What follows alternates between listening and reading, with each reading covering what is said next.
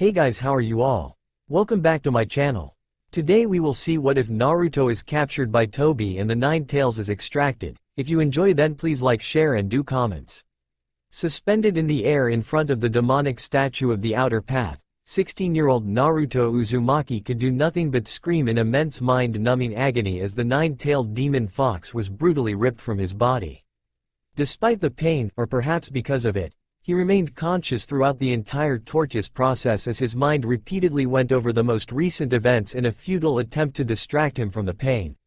The previous day, he and Killer Bee, the Jinchuriki of the Eight Tails, had broken free from the multi-layered self-repairing barrier that kept them confined on the gigantic island Turtle, and the two had immediately made their way to the battlefield to help in the war, neither of them feeling that it was right for them to hide whilst others fought to protect them. Upon their arrival, they had split up, believing that they would be able to do more that way than if they stayed together.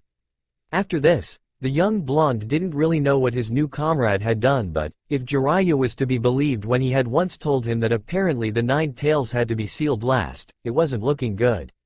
Once the two had gone their separate ways, Naruto had used his new negative emotions sensing and a lot of shadow clones to deal with a whole host of imposters that had somehow infiltrated the allied shinobi forces and turned into identical strange white plant people after being defeated. After that, the orchestrator of the war, the masked Tobi, had appeared in front of him with his own personal version of Nagato's Six Paths technique, using what he later found out to be the resurrected Jinchuriki of the 2 through 7-tailed beasts, each sporting a Sharingan in their right eye and a Rinnegan in their left, and each having had their respective demons resealed into them. Try as he might, the blonde simply couldn't compete with the 6 revived shinobi, each apparently fully capable of using their tenant's powers, especially with the coordination provided by their Rinnegan. Personally, Naruto thought that he'd done quite well against them as he'd lasted an entire hour and forced all of them to fully transform. But that had been what had ultimately beaten him, as a single Jinchuriki incapable of completely transforming stood no real chance against 6-tailed beasts. After being immobilized in such a way that even he couldn't think of a way out, the other tailed beasts were quickly resealed back into the giant statue that had been summoned, and then the extraction had begun. With a final surge of even more intense agony, the last of the fox was torn from his flesh, the seal on his stomach now nothing more than a slight discoloration of his skin, and locked within the statue. Now that what was presumably the final tailed beast was inside, the colossal figure began to distort as its 9 eyes melded together, turning a bright crimson eerily reminiscent of the Uchiha clan's prized Kekkei Genkei as numerous tomo appeared on the concentric circles surrounding the pupil, and a stump formed on the back of its waist before expanding out into 10 distinct appendages. As he lay on the ground, barely clinging to life and surrounded by imperceptibly faint wisps of red chakra, Naruto could do nothing but watch in horror as the statue slowly climbed to its feet and continued to morph into the 10-tailed beast, the creature that had almost destroyed the world. The mammoth creature eventually managed to stand up properly, each movement sending tremors through the ground, and promptly crushed the entire allied shinobi forces platoon that were attempting to stealthily retrieve the blonde. Tobi then turned his attention back to the young Konoha ninja, curious as to why the platoon would risk themselves like that for a corpse, and was surprised to see him alive, though the mask hid this from view. "How are you still alive?" the masked terrorist asked in sheer amazement before remembering exactly who he was talking to. "Of course, you're an Uzumaki, so you survived the extraction just like your mother did," he muttered, more to himself than Naruto. "Your entire family seems to exist for the sole purpose of causing me trouble, and I've had enough." This last sentence was spoken so quietly that the near-dead blonde couldn't actually make it out. It wouldn't have made any difference if he had heard it, as he was currently incapable of movement and struggling to stay conscious, so the young Uzumaki could do nothing as the space around him seemed to distort as Tobi activated his space-time technique, empowering it with the 10 tails chakra so that it became capable of punching through the various dimensions. Mere seconds later and the former Jinchuriki was gone, a small shallow crater being the only sign that he had ever been there at all, never to be seen again in the elemental nations. In the middle of a dense forest, 2 strange-looking and ferocious animals were currently attacking each other. One of the creatures resembled a vaguely bipedal wolf, covered head to toe in shaggy black fur. It had bone-like claws on the ends of each finger and toe along with numerous bone spikes protruding out of its spine and arms, with a couple more adorning its knees and ankles. Despite all of these unusual features, the wolf's most distinguishing characteristic was the bone mask that covered the top half of its head. The mask had small holes for the beast's nostrils and larger ones for its ominously glowing red eyes, and it also had several red lines decorating the top surface. The other creature was similar to the first in that it was covered in shaggy black fur and had similar bone claws, spikes and mask, but this one was much larger than the wolf and resembled a bipedal bear instead. Whereas the wolf seemed to be built more for speed, the bear was obviously built for physical strength, and the current fight demonstrated this perfectly. Every time the bear tried to strike the wolf, the smaller animal would dodge, and whatever the bear's paw struck would undoubtedly break. Just as the two beasts clashed yet again, the air around them began to warp as a vortex formed, ripping their bodies apart, and deposited the barely alive, and by now unconscious, form of Naruto Uzumaki. The vortex disappeared as quickly as it had initially formed, leaving the blonde alone in a strange forest surrounded by the carcasses of two abnormal black animals, the blood quickly evaporating into the air. The faint wisps of red chakra that surrounded the young shinobi, the only remnants of the nine-tailed demon fox that were still present in his body, soon got to work doing what that chakra always did and started to heal him, despite the lack of conscious instruction, as healing was by this point ingrained in the chakra. Unfortunately, there was simply not enough energy left to bring the blonde firmly back to the land of the living, and the demonic energy was dimly aware of this due to carrying minuscule slivers of its originator's intelligence. Fortunately, there were two very recently killed animals lying in pieces around the Uzumaki that were giving off their own faint, not to mention unfamiliar, energy. Not wasting any time, the red chakra quickly harvested this strange power, and it proved to be just enough to stabilize its host so that it wouldn't immediately die. And so, Naruto spent his first night in remnant unconscious in the middle of the vast forest. The red wisps of power around him now dyed black with its recent augmentation and working hard to keep him alive, and barely a handful of pieces of the two creatures that had been present. Luckily, the mixture of the two different energies proved to be an effective deterrent to keep the forest's other inhabitants away. It took several days for the former Jinchuriki to finally regain consciousness, and when he did, he couldn't help but look around in confusion at his surroundings. All of the trees around him reminded him of the forest surrounding Konoha, yet he could tell that he was not there. The trees seemed too different, and the cacophony of howls and growling was something that simply wasn't present around the Hidden Leaf village. As he stood up, Naruto noticed the black haze surrounding his body that reminded him of the red chakra that would materialize whenever he used the fox's power.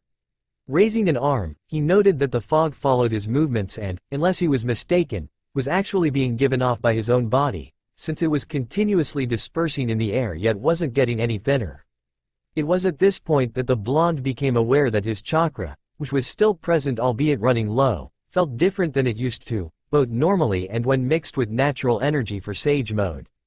Deciding to experiment, he quickly formed the ram hand seal and channeled as small an amount as he could, not wanting to exhaust what little he had if at all possible. This test had two main results, the first being that his chakra control was shot to hell as he accidentally called forth far more than he wanted, and the second was that the strange mist enveloping him immediately became denser. Not wanting to drain himself, Naruto quickly cut off all chakra and noted that the miasma thinned considerably, thus allowing him to see what else had changed since he had been sent to wherever he was. His fingernails and toenails were noticeably sharper and longer, and, when he scratched his ear which was beginning to itch, he found that said ear was covered in a thin layer of hair, and the ear itself seemed slightly larger than he remembered. Before he could contemplate this, the lost young man was interrupted by a loud growl originating from his stomach, notifying him that he hadn't eaten for the best part of a day, not to mention however long he was unconscious. Immediately, Naruto reached for his waist pouch, which contained rations that all shinobi carried, even if most avoided eating them whenever possible, but found most of his pouch missing. Only the thin loop that connected it to his trousers remained, and also discovered that his clothes were covered in bloody rips, something he put down to Tobi's technique that was responsible for his current predicament. Unable to eat his emergency rations, the blonde turned his attention to his surroundings in the hopes that there was something for him to eat, or kill and then eat if necessary, since he, like all shinobi, had basic training on catching wild animals and carving up the body for safe eating. Thankfully, there were several chunks of animal flesh scattered around him that he had somehow not noticed until that point, which meant that he wouldn't have to hunt anything on an empty stomach. Despite his shinobi training telling him to not eat random meat on the ground without a way to verify that it wasn't poisoned or otherwise inedible, Naruto really didn't want to try and track down an animal in his current starving state. He picked up one of the pieces of meat, absently noting that there was virtually no blood present at all, and sniffed it to check that it hadn't gone off. He was unable to cook the meat, since those supplies were in the pouch with his rations, but even if he had them to hand he would be hesitant since the smell would undoubtedly lure in the local wildlife. Satisfied that the meat was not rotten, the blonde took a very small bite, ready to spit it out if needed. To his surprise, the taste wasn't all that bad considering it was raw, although a cooked meal would always be better, and soon finished off the entire chunk bar the bones and fur. After finishing his meal, Naruto quickly decided that the most important thing for him to do right then was to try and figure out where he was and, if possible, return to the battlefield to continue the fight against Tobi. With this in mind, he climbed the nearest tree with the intent on surveying the area from above. To be more precise, he attempted to climb the nearest tree only to be painfully reminded that his chakra control was practically non-existent at the moment and, as such, tree walking was beyond him for the time being. Not one to be put off by single failure, the blonde instead chose to see if he could use his almost claw-like nails to aid his climbing attempt instead and, after a few false starts and several falls, managed to eventually make it to the top. Looking over his surroundings from his high vantage point, Naruto couldn't help but be worried. There were trees all around for as far as he could see, bar some gaps that he took to be clearings, and there was no sign of the gigantic form of the recently revived 10 tails or anything else even remotely familiar. Even the few birds in the sky above him were different from anything he had seen. At first glance, they could be mistaken as very large ravens, but the top halves of their heads were covered by a white mask or helmet and, when one got a bit closer, the claws on their wings were easily visible. Naruto briefly thought that they could be summons, but there were more than would typically be summoned at any one time, especially given their size, and they didn't exhibit anywhere near the level of intelligence that all of the other summons he'd met had possessed. So that meant that they were either abnormally stupid summons or really weird wildlife, and neither of those possibilities were particularly reassuring, particularly when one somehow fired a few of its feathers into another area of the forest at high speeds. After reluctantly accepting that he would be stuck in the forest for at least a little while, Naruto made his way back to solid ground to see if he could find anywhere safe to sleep. He was almost within jumping distance of the grass-filled earth below when he quickly shot up again after seeing a strange pair of large black bears sniffing the area he had woken up in and grunting to each other. The two animals then split up as they circled the area, presumably trying to track the lost shinobi down, and it didn't take long for one of them to pick up his scent on the tree that he was currently hiding in. A quick growl was all it took for both bears to charge the tree in an attempt to knock him out and, given that he couldn't use his chakra to cling to the branch, they might have succeeded had he not dug his nails into the bark. He quickly jumped out of the tree and into another, wanting to avoid a fight since he wasn't sure of his chances against the two unusual animals with his chakra out of whack. He was already several trees away before the bears even realized he'd moved, so he had more than a decent head start when they barreled after him in pursuit. A few minutes later and the blonde shot out into a clearing, confident that the bears were too far behind to keep track of him. Unfortunately for the former Jinchuriki, a loud howl alerted him to the fact that he was not alone in the clearing. Naruto glanced over his shoulder to see a group of 4 black werewolves feasting on the bodies of some unfortunate animals with a 5th staring at him. "Oh, come on!" Naruto screamed in frustration as he was, once again, running for his life due to being chased by bone-masked black animals seemingly intent on eating him. He was careful to avoid going back in the direction that he had come from as he would rather not add the pair of bears to his current problem. It would seem, though, that the bears would have been preferable to the pack of wolves chasing him since the latter was actually more or less able to keep up with him as he leapt from branch to branch. After a 10-minute chase, it was becoming clear that he would not be able to lose his newest pursuers, so he instead had to kill them, or at least incapacitate them long enough to run off. Normally, this wouldn't be a problem since he could distract them with shadow clones or destroy them with Rasengans. However, neither of those options seemed particularly feasible at the moment, with his reserves were running rather low and his chakra control completely shot to hell, not to mention feeling noticeably different as well. He couldn't even fight them with kunai since that pouch had a large cut along the bottom and had long since emptied itself, leaving him with only the single knife that was attached to the mechanism on his right forearm. That left him with nothing but taijutsu, which he was more than competent with, but he was apprehensive about using his fists on things with sharp claws and long fangs. Resigning himself to what would most likely be a fairly painful experience, Naruto guided the beasts to a particularly dense area of trees in the hopes that it would somewhat hinder the group. Almost as though they could sense the change, the first two werewolves leapt forwards even faster than before, claws poised to slice their prey to pieces. Before they could strike, however, the blonde ducked down under their blatantly obvious attacks and, channeling as little chakra as he could through his arm, punched the nearer of the two in the chest, pleasantly surprised by the sickening cracks of multiple ribs breaking. A howl reminded the shinobi that he had more than two opponents as he jumped aside in time to avoid another wolf that had pounced at him. Again, he swung a chakra-enhanced fist at the creature only to open the hand out again just before impact without really noticing. What Naruto did notice was the spray of blood that erupted as his fingers somehow sliced through the wolf's torso, taking out a sizable chunk. He looked at his hand in an attempt to understand exactly how he had done that and was more than a little confused at the sight of the alien hand sticking out of his sleeve. His fingers had been replaced with, or perhaps encased inside, ivory claws that bore more than a passing resemblance to those of his attackers, except that they were segmented so that he could bend them like he could his fingers. The rest of his hand had not remained unchanged, however, as it was covered in a coarse layer of black fur, again similar to the wolves around him, which extended at least partway up his arm. The entire hand was also obscured slightly by the black fog that had covered his entire body earlier in the day. Reluctantly, the blonde decided to postpone his questions about this change until after he had dealt with the entire pack that was looking to eat him. After a quick flex of his hand to ensure that his mobility was indeed unaffected, he quickly charged the first beast that he had injured in the hopes of killing whilst it was still weak. The werewolf seemed to be having trouble breathing, presumably due to its broken ribs, and Naruto had no qualms about putting it out of its misery by almost slicing its head off, the thick spine being what prevented him from properly beheading it, whilst easily dodging its clumsy flails. Quickly leaping backwards to avoid another set of claws, he swung his own clawed hand in response and split open the arm of another wolf, eliciting a pained whine. Whilst it was distracted by the pain, he jumped over it and, digging his claws into its shoulder, managed to cut its undamaged arm clean off. At this point, the young shinobi came to the conclusion that having a single clawed hand would only drag out the fight, and so he channeled chakra through his other arm, his current theory being that the chakra flowing through the first was what triggered the change.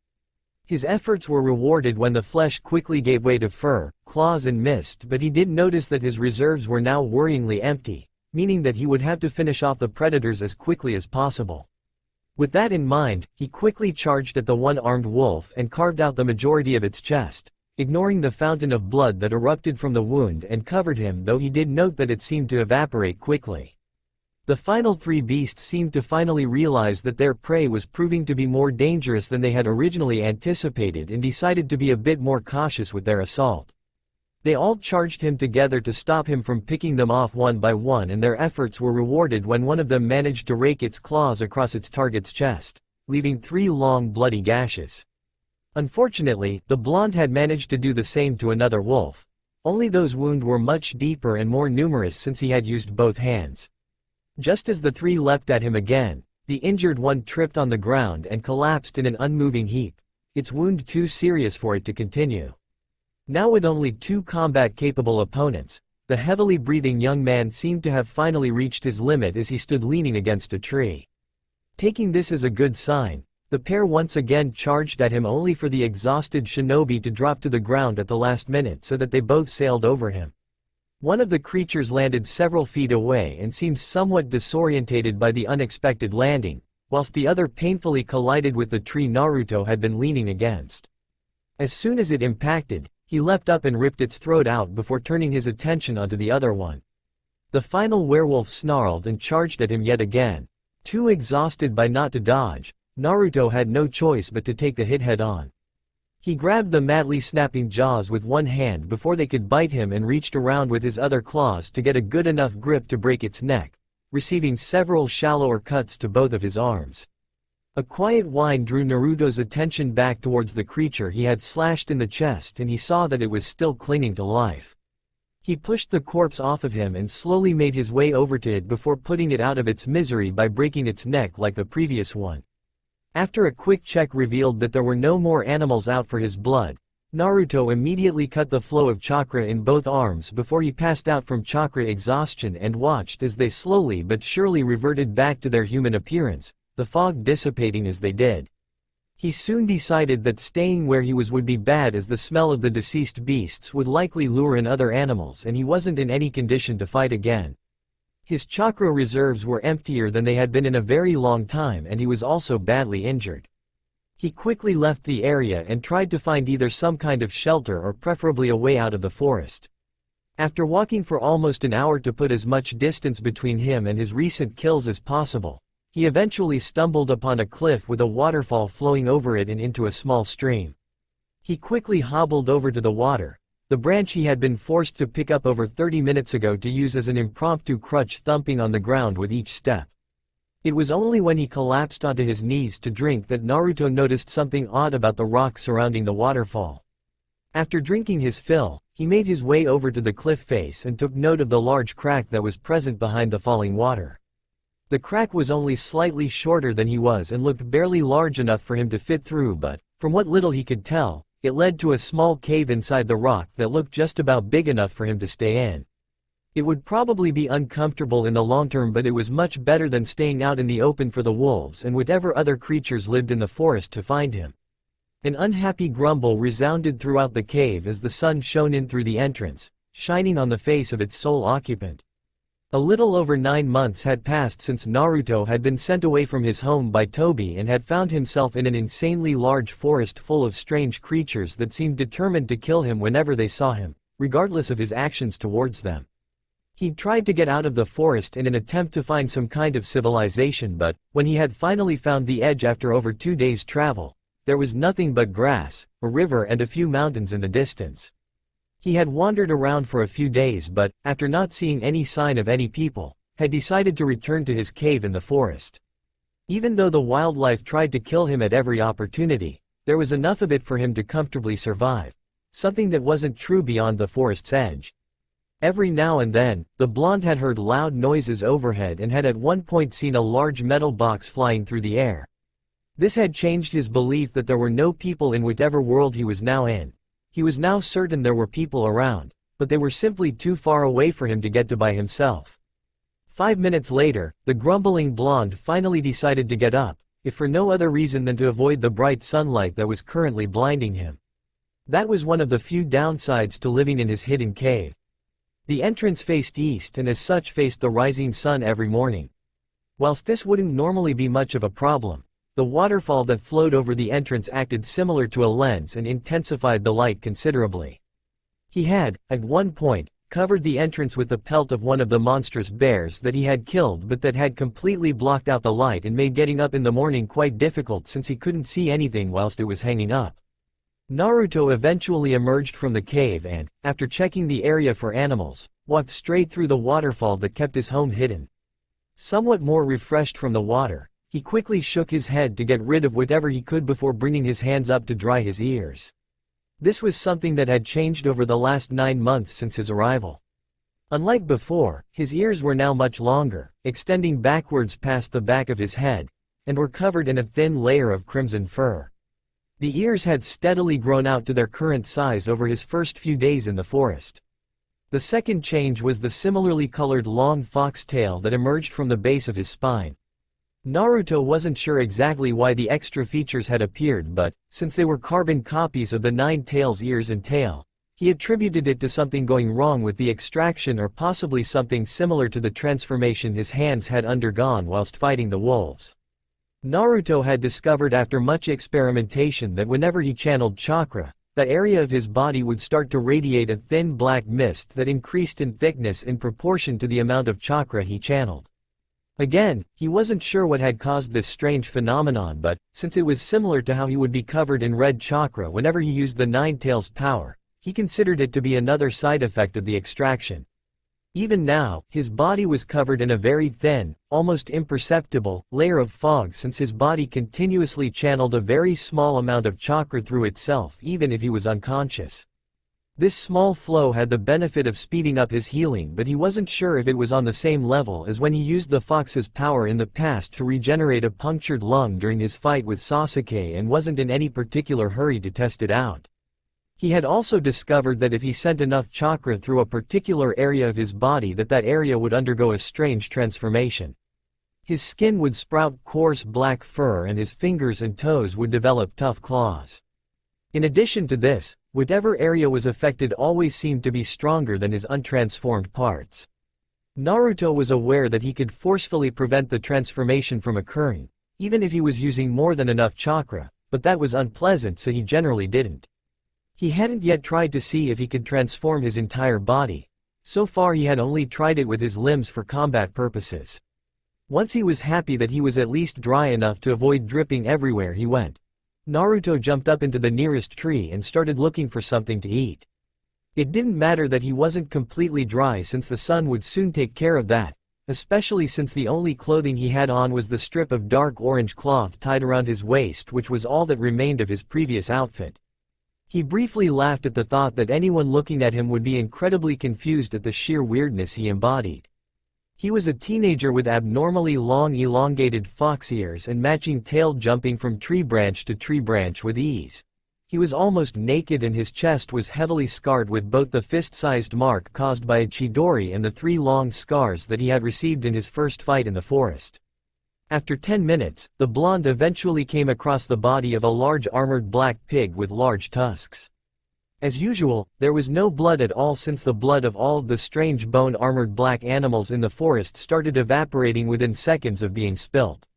In the past months, he had come across several different varieties, including the bears and werewolves he had encountered on the first day, as well as humongous birds, double-ended snakes and giant scorpions. The pig in front of him was one of the harder ones to kill, if only because the only real weak spot he had found was their stomachs, and they had the intriguing ability to curl up like hedgehogs and roll around at high speeds, thus protecting their vulnerability. He wasn't sure what had killed this one, but whatever it was had managed to slice open its belly, the wound presumably being what killed it, and had also eaten a fair amount of it. Naruto made a mental note of where the pig's body was in relation to his cave so that he could collect it later for lunch if it was still around by that point. He didn't want to drag it to his cave now because the smell would attract predators and he'd rather not deal with that so close to his home. Just past the pig was what he was actually looking for, a banana tree. He picked several bunches of the fruit, wrapping them up in tree's large leaves, to take back to the cave for storage since his previous stockpile had run out the previous evening. Just as he entered the small clearing that contained his home, he heard the semi-familiar sound of the strange metal contraption flying overhead, although this time it was far louder than he had ever heard before, almost deafening him courtesy of his somewhat enhanced hearing. Naruto was just about to retreat into his cave, which would hopefully block out a good deal of the noise, when the metal flying machine that was making the racket appeared above the top of the cliff. The intense winds that accompanied its movements caused several of the banana packages to fly out of his grip as the contraption soared overhead, barely clearing the foliage, before dropping down behind the trees not too far away where Naruto knew there was a large clearing that should be big enough to contain it. Immediately realizing that the machine had just landed in the forest, Naruto felt himself grin as he understood that this may well be his only chance of meeting actual people as well as a possible way to get out of the forest.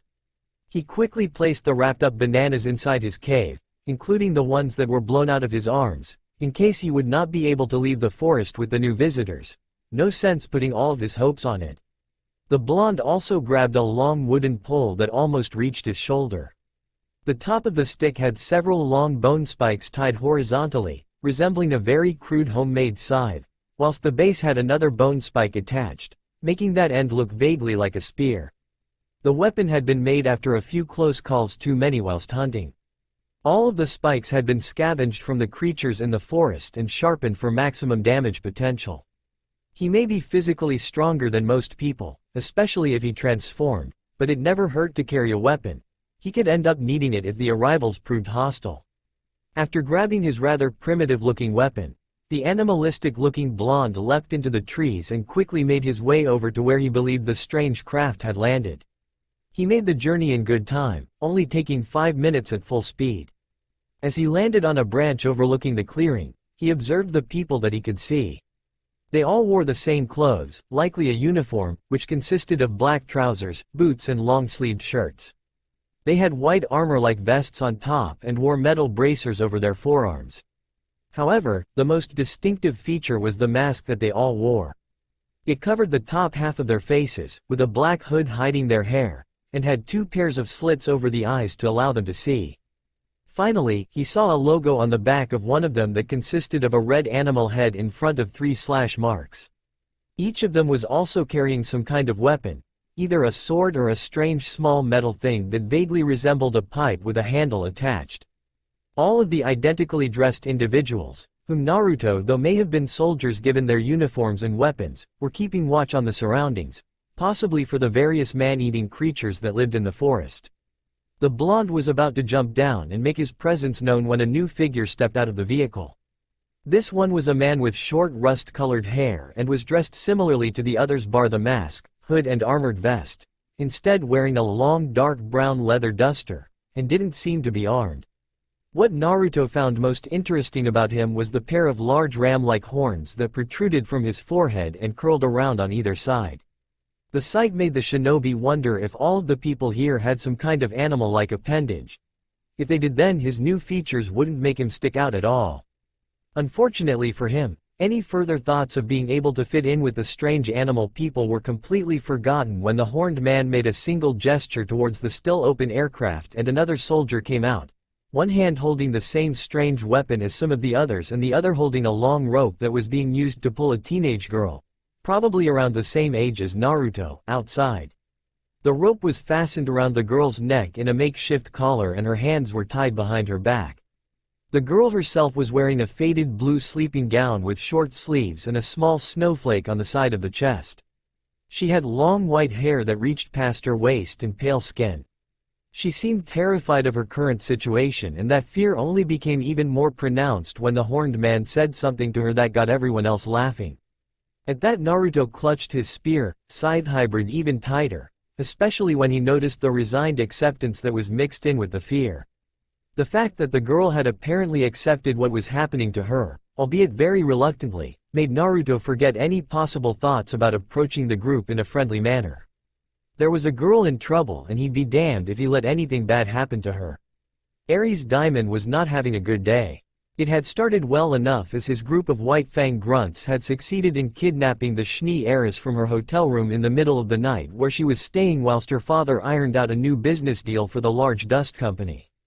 The Ram Faunus wasn't really sure why she was there and he honestly didn't care. The information he'd managed to acquire was correct and with it he'd pulled off an almost perfect abduction.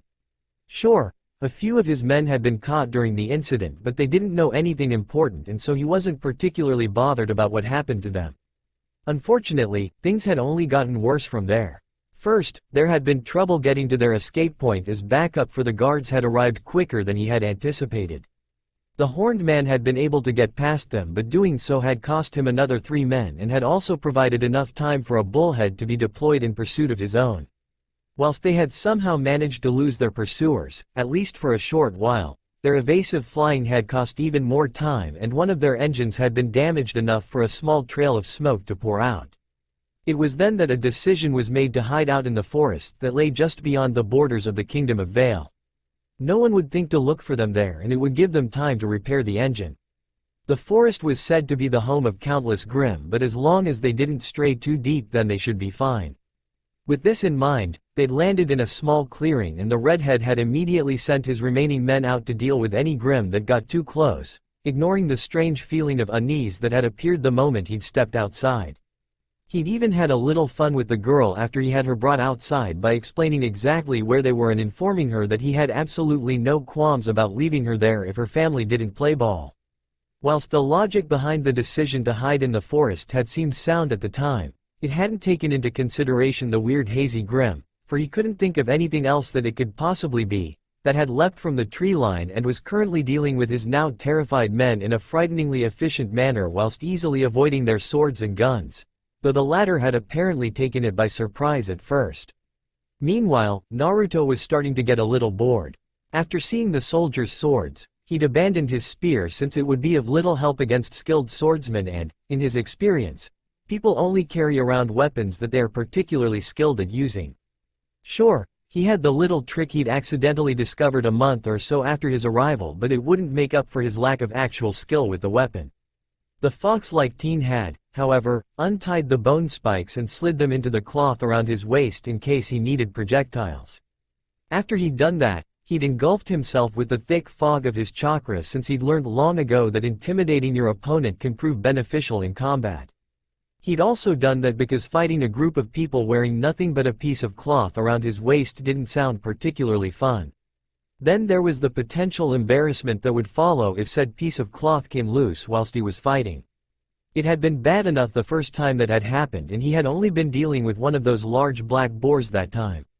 Once he was satisfied that he was properly obscured, Naruto had leapt out of the tree he was hiding in, aiming to take out the nearest opponent before he knew what was going on.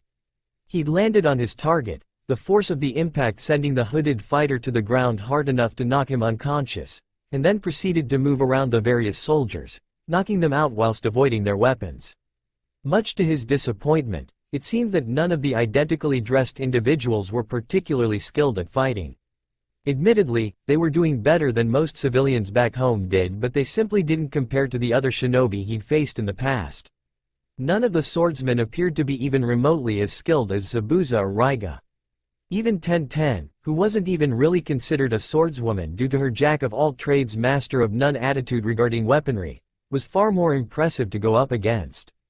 The strange weapons that some of the soldiers were carrying had caught him off guard, since he wasn't expecting them to launch pieces of metal at speeds far exceeding a thrown kunai, and the first one had grazed his side just above his waist, though the wound healed fairly quickly given how much chakra was currently flowing through him. Fortunately, the ones using them didn't seem to be particularly good at aiming at fast targets, and their reaction times, whilst somewhat decent, simply didn't compare to a trained shinobi. If the blonde had to compare them to anything, he'd say that the group he was dealing with were similar to the bandit groups that popped up in various places in the elemental nations. Whilst they were more skilled than civilians, the only real way they'd win a fight against a shinobi would be through sheer overwhelming numbers, and there simply weren't enough of them here to be a threat. After reaching that conclusion, Naruto had wished that he had kept his spear. If he had limited himself to fighting purely with the makeshift weapon, then it may have been more of a challenge. As it was, he easily moved from soldier to soldier, knocking them all out with just one or two strikes, though a couple had fallen to their own comrades' bad aim with their unfamiliar projectile weapons. As he nervously watched the strange Grim pick apart his group with such ease, Ares quickly signaled for his remaining grunts to retreat back into the bullhead with the intention of shutting the beast out. However, it seemed that the misty creature understood his intention as, with a single swing of a limb, a white blur shot forwards and impaled the chest of the one holding the Ares rope, with another taking out the person next to him. A closer look revealed that the fatal projectiles were bone spikes, and that just raised more questions for the confused Ramphanis. Nobody had ever heard of a Grim showing such intelligence in combat. It was more reminiscent of a trained martial artist than a wild beast, and no known species of the creatures of destruction was capable of launching bone spikes as a weapon. The closest was the ability of the Nevermore to shoot feathers from its wings. Seeing his retreat was no longer an option and the beast was shooting anyone that got close to the aircraft's ramp, Ares reached into his coat and pulled out his own weapon, confident that he could kill the damn thing since he was far superior in combat to the grunts. Once the device was out, a quick twitch of the wrist caused it to shift into its initial combat form. Soon, the redhead was holding a two-handed battle axe with a noticeably larger than average head and two similarly sized blades. The shaft of the axe was a sleek silver, as were the pair of wicked-looking blades, whilst the handle and the head were a dark crimson. There was a small grill on either side of the axe head, through which came small puffs of smoke as the weapon transformed, and a small circular opening was present between the blades opposite the shaft. Now that he was properly armed, the Ramphanis charged at the Grim, determined to kill it before it could take out any of his few remaining men. The beast seemed to recognize him as a credible threat as it kicked the nearest grunt away before turning to face the running redhead. Raising his axe high, Ares attempted to cleave the creature in front of him in half, but it leapt back just in time to avoid the strike. He was about to try again when another bone spike shot through the air towards him, forcing him to deflect it. The redhead shot forwards again, noting with great confusion that the Grim had picked up one of his men's swords from where it lay on the ground.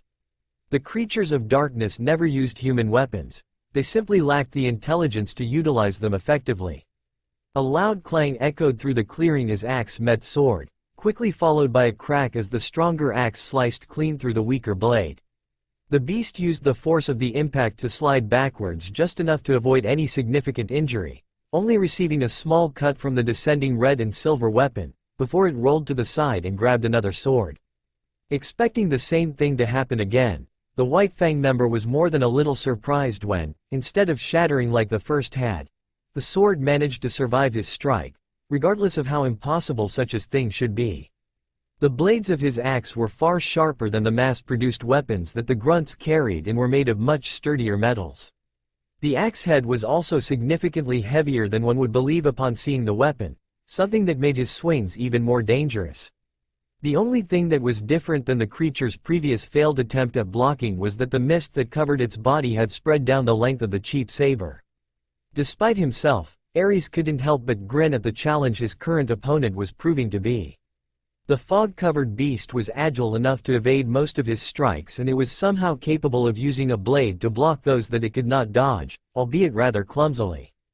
As their weapons locked, he first thought that he would be capable of simply outmuscling his foe, but, after a few seconds, the Grim proved that it could even match his fierce strength. A quick flick of the wrist nudged the hazy blade out of the way enough for the ram faunus to knock it aside, but the obscure being slid sideways before he could hit it.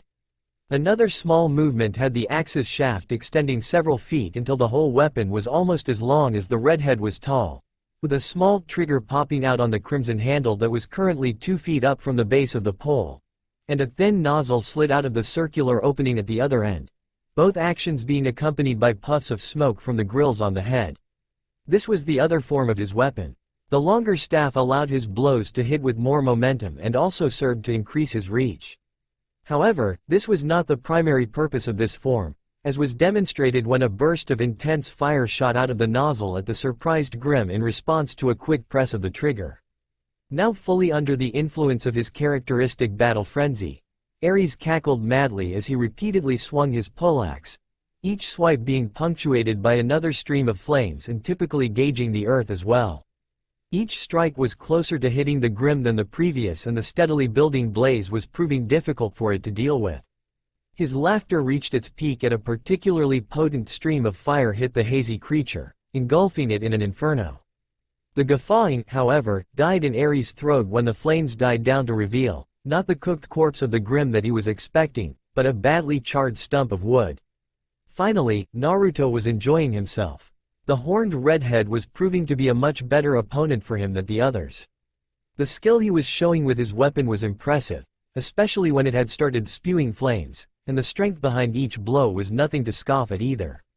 The blonde had been a little surprised when the sword in his hand had broken so easily after being hit by the axe, but he figured that the simple blades were not made all that well. They seemed to favor quantity rather than quality. With that in mind, he had to augment the next sword with his chakra, strengthening it considerably. This was what he had accidentally discovered a little over a month after his arrival. If he sent a decent amount of his chakra into an object, then that object would become much stronger, greatly surpassing what could be done with simple chakra enhancement back home, and take on the distinctive hazy appearance that he himself possessed. Unfortunately, this newfound ability was not without its downsides, as, when he cut the chakra flow, the object would be much more brittle than it was before he laid hands on it, usually breaking apart at the slightest touch. All in all, it temporarily toughened the object in exchange for weakening it in the long run. It was also the reason that the spear he had arrived with was in fact the 29th one he had made during his time in the forest. Needless to say that he had gotten quite good at fashioning homemade weapons from branches and bone spikes. Unfortunately, even with an augmented weapon, he simply didn't have the skill to utilize it effectively as a sword and, as such, was reduced to using it as a club to deflect each incoming blow, though he had had to transform his arm to provide enough raw strength. The axe's transformation had been a surprise to him, particularly when it revealed itself as a flamethrower, and the redhead had started overpowering him with the heavier swings. Soon enough, Naruto had been hit by a jet of flame, but he avoided it by replacing himself with a nearby fallen branch, thankful that he could still use that technique without much trouble. Since he had appeared in the forest, his chakra seemed to be somewhat reluctant to be utilized outside of his own body. He could still use all of his old abilities like shadow clones and the Rasengan, but it took more concentration than it used to, and he was still practicing with them to get back to the point of being able to use them on the fly in combat again.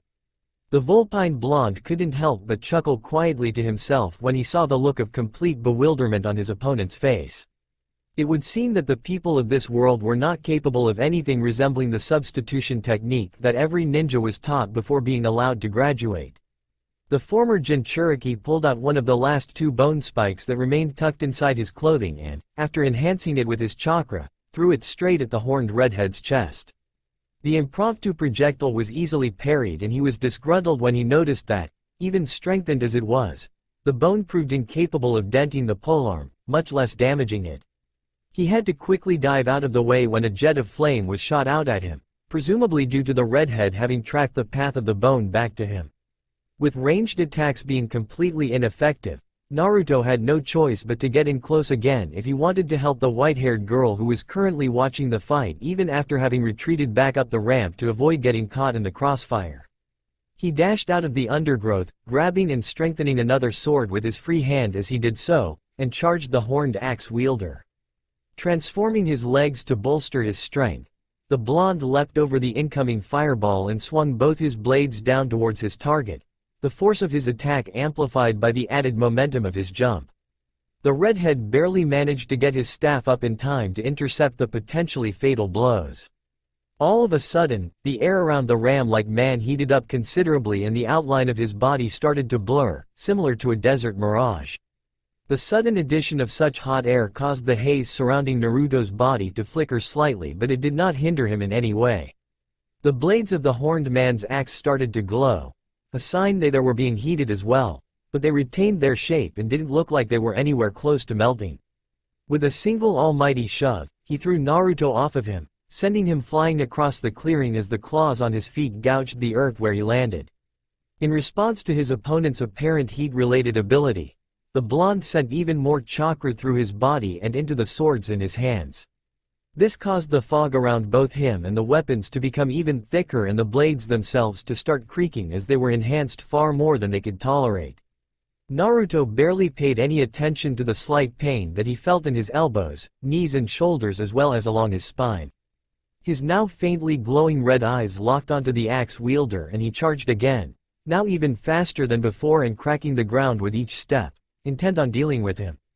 Again and again, fog-coated swords and searing axe met in a furious clash of sparks, each being deflected by another with varying levels of finesse, until one of the swords happened to get caught between the axe shaft and one of its blades. A flick of the blonde's wrist sent the red and silver weapon flying out of its owner's hands as the sword that caused the disarming shattered from the force. Now unarmed, the redhead simply couldn't cope with Naruto's assault and, despite his best efforts, was soon knocked out by a rather powerful blow to the head. A quick glance around revealed that the various soldiers were either still unconscious or were huddled against the trees after having retreated to the edges of the clearing in an attempt to stay as far away from him as possible without actually going into the forest proper. Seeing that there were no more threats, Naruto tossed his remaining sword onto the ground, the impact causing it to break into several pieces, and immediately cut the flow of chakra through his body, knowing that it would take a while for his transformation to reverse itself given how long it had been present. He then looked over at the girl in the aircraft, idly noting that she had freed her hands and removed her collar at some point, but flinched when he saw the intense terror that she was looking at him with. The blonde supposed that it was only natural. She had just seen him fight against a large group of soldiers and win, even killing a few of them that got too close to her. Considering that she couldn't actually see him clearly due to the fog, she probably thought he was some kind of monster similar to the beasts that inhabited the forest. Deciding to set her straight, as well as try and calm her down, He opened his mouth to shout something at her, since he didn't want to get too close whilst she was still afraid of him, but snapped it shut again when, instead of words, a deep growl came out from his throat. Sighing to himself in annoyance when he saw that she was now even more afraid of him than before if her hiding behind the side of the aircraft's opening was any indication, Naruto plopped down onto the ground and ran the back of his hand over his neck to try and figure out why he couldn't speak. He soon had his answer when, instead of soft human skin, he found a thin layer of coarse fur. It would seem that he had unknowingly transformed more than just his limbs during the fight. Shuffling behind the side of the bullhead's open entrance after hearing the vicious snarling, Weiss Schnee regarded the strange Grimm with more than a little fear and confusion. She had seen it take out a good majority of the White Fang goons, and it had had a fight with their leader that would have been considered impressive if it had been a human, let alone a mindless beast. So, why was it just waiting there? Why hadn't it come in to kill her yet? It was a well-known fact that the creatures of destruction were hell-bent on destroying humans and their creations, yet this one was just sat on the ground. The young heiress was also confused as to what type of Grimm it was. Even though the various different species was a topic that was not covered in any significant detail until Beacon Academy, she still knew enough to confidently say that the beast outside was not one that had been documented before. No Grimm was known to be able to fire bone spikes or make use of human weaponry, yet this one did both. There was also the fact that it was alone. From what she knew, most Grimm tended to stay together in groups to hunt since there was strength in numbers. Suddenly, without any warning, the creature swung its arm in her direction and something shot by her, missing her head by mere inches. Though she would never admit it later, Weiss screamed at the sudden attack that almost killed her. She immediately ducked inside the bullhead, reluctantly taking her eyes off the beast, so that it didn't have the opportunity for a second attempt, only to freeze when she saw exactly where the spike had impacted. Lying on the ground just behind where she had previously been standing was another uniformed White Fang Faunus with a gun in his hand and the spike buried deep in his chest. This sight only served to raise more questions for the already tired and confused girl. The White Fang goon was probably going to take advantage of her back being turned to attack her, thus it followed that the spike was fired to stop him from doing so. But that would mean that the Grimm was protecting her and they didn't protect anything, not even each other. Thinking back on the events since the creature appeared, the white-haired girl realized that at no point had it ever actually attacked her. In fact, it had killed the guy holding her leash as well as the one that tried to grab it afterwards. Even now, when she was completely defenseless, it simply sat outside keeping an eye on everything. It was at this point that Weiss, determined to understand the mystery in front of her, decided to do something potentially quite dangerous and approach the Grimm currently sat outside. It was incredibly risky and could easily end with it killing her since there was every chance that the conclusions she had reached about it were wrong, but, if things did go wrong, she could always run back to the relative safety of the bullhead. She could move quite quickly if she wanted to, especially when she used her glyphs, and whilst she was fully rested the Grimm had just gone through a rather long-winded fight and was bound to be at least somewhat exhausted. Having decided on her course of action, Weiss peered outside to confirm that the Grimm was indeed still there and, picking up the gun near her feet as a precautionary measure, walked partway down the ramp. Now standing a bit closer, she looked the beast over to try and get a better understanding of it. Though its body was hidden by that black cloud which seemed smaller than it had been, the heiress was able to make out a vaguely humanoid shape inside it that was watching something in the sky with faint red eyes. She cocked the gun in her hands, mainly as a way of reassuring herself that she could fight back if needed, before clearing her throat to get its attention. "Can you understand me?" she called out, feeling more than a little stupid. Whoever heard of a Grimm actually understanding human language? Admittedly, no one was generally stupid enough to try and talk to one as it would immediately try and kill them. She was very surprised, therefore, when the hazy monster seemed to nod in response to her question. Unfortunately, before she could go any further with her very weird conversation, she was deafened by the sound of an approaching bullhead that she had previously not noticed due to her strange thoughts concerning the creature in front of her. Said bullhead then opened fire on her unlikely savior, causing it to flee into the undergrowth to avoid being hit. Now feeling frustrated that she was being denied her answers, Weiss took a proper look at the incoming aircraft and saw, much to her relief, that it carried the snowflake logo of the Schnee Dust Company, meaning that it was almost certainly there to rescue her. She stayed inside her current hiding place though, just in case the aircraft was something that had been stolen by the White Fang, since theft from her grandfather's company was by no means unheard of.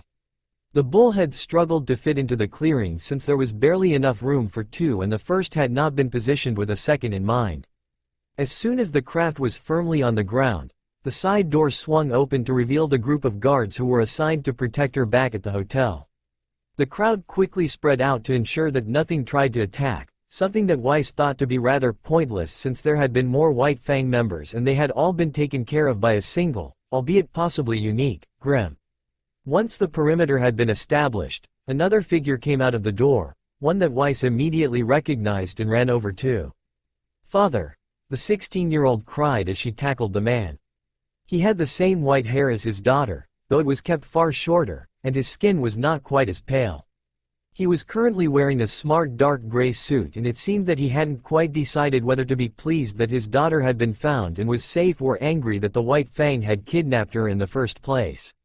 Deciding to be angry later, he gave his daughter a quick once-over to check for injuries. Aside from some minor rope burn on her wrists and around her neck and slightly bruised feet, she seemed fine though he made a note to have her checked out as soon as they returned to the city. A single hand gesture had the guards return to the bullhead as he led Weiss inside. "What about the White Fang, sir?" one of the guards asked. "Just leave them. They have a damaged engine so they won't be able to bother us again," the white-haired man replied, clearly not caring what happened to the group that kidnapped his daughter. A couple of the guards seemed hesitant about following that command, since it was essentially leaving the faunus to die, but they soon boarded. Once everyone was inside, the aircraft rose up into the sky and flew off back to the city whilst the teenager informed her father of the events during and after her capture.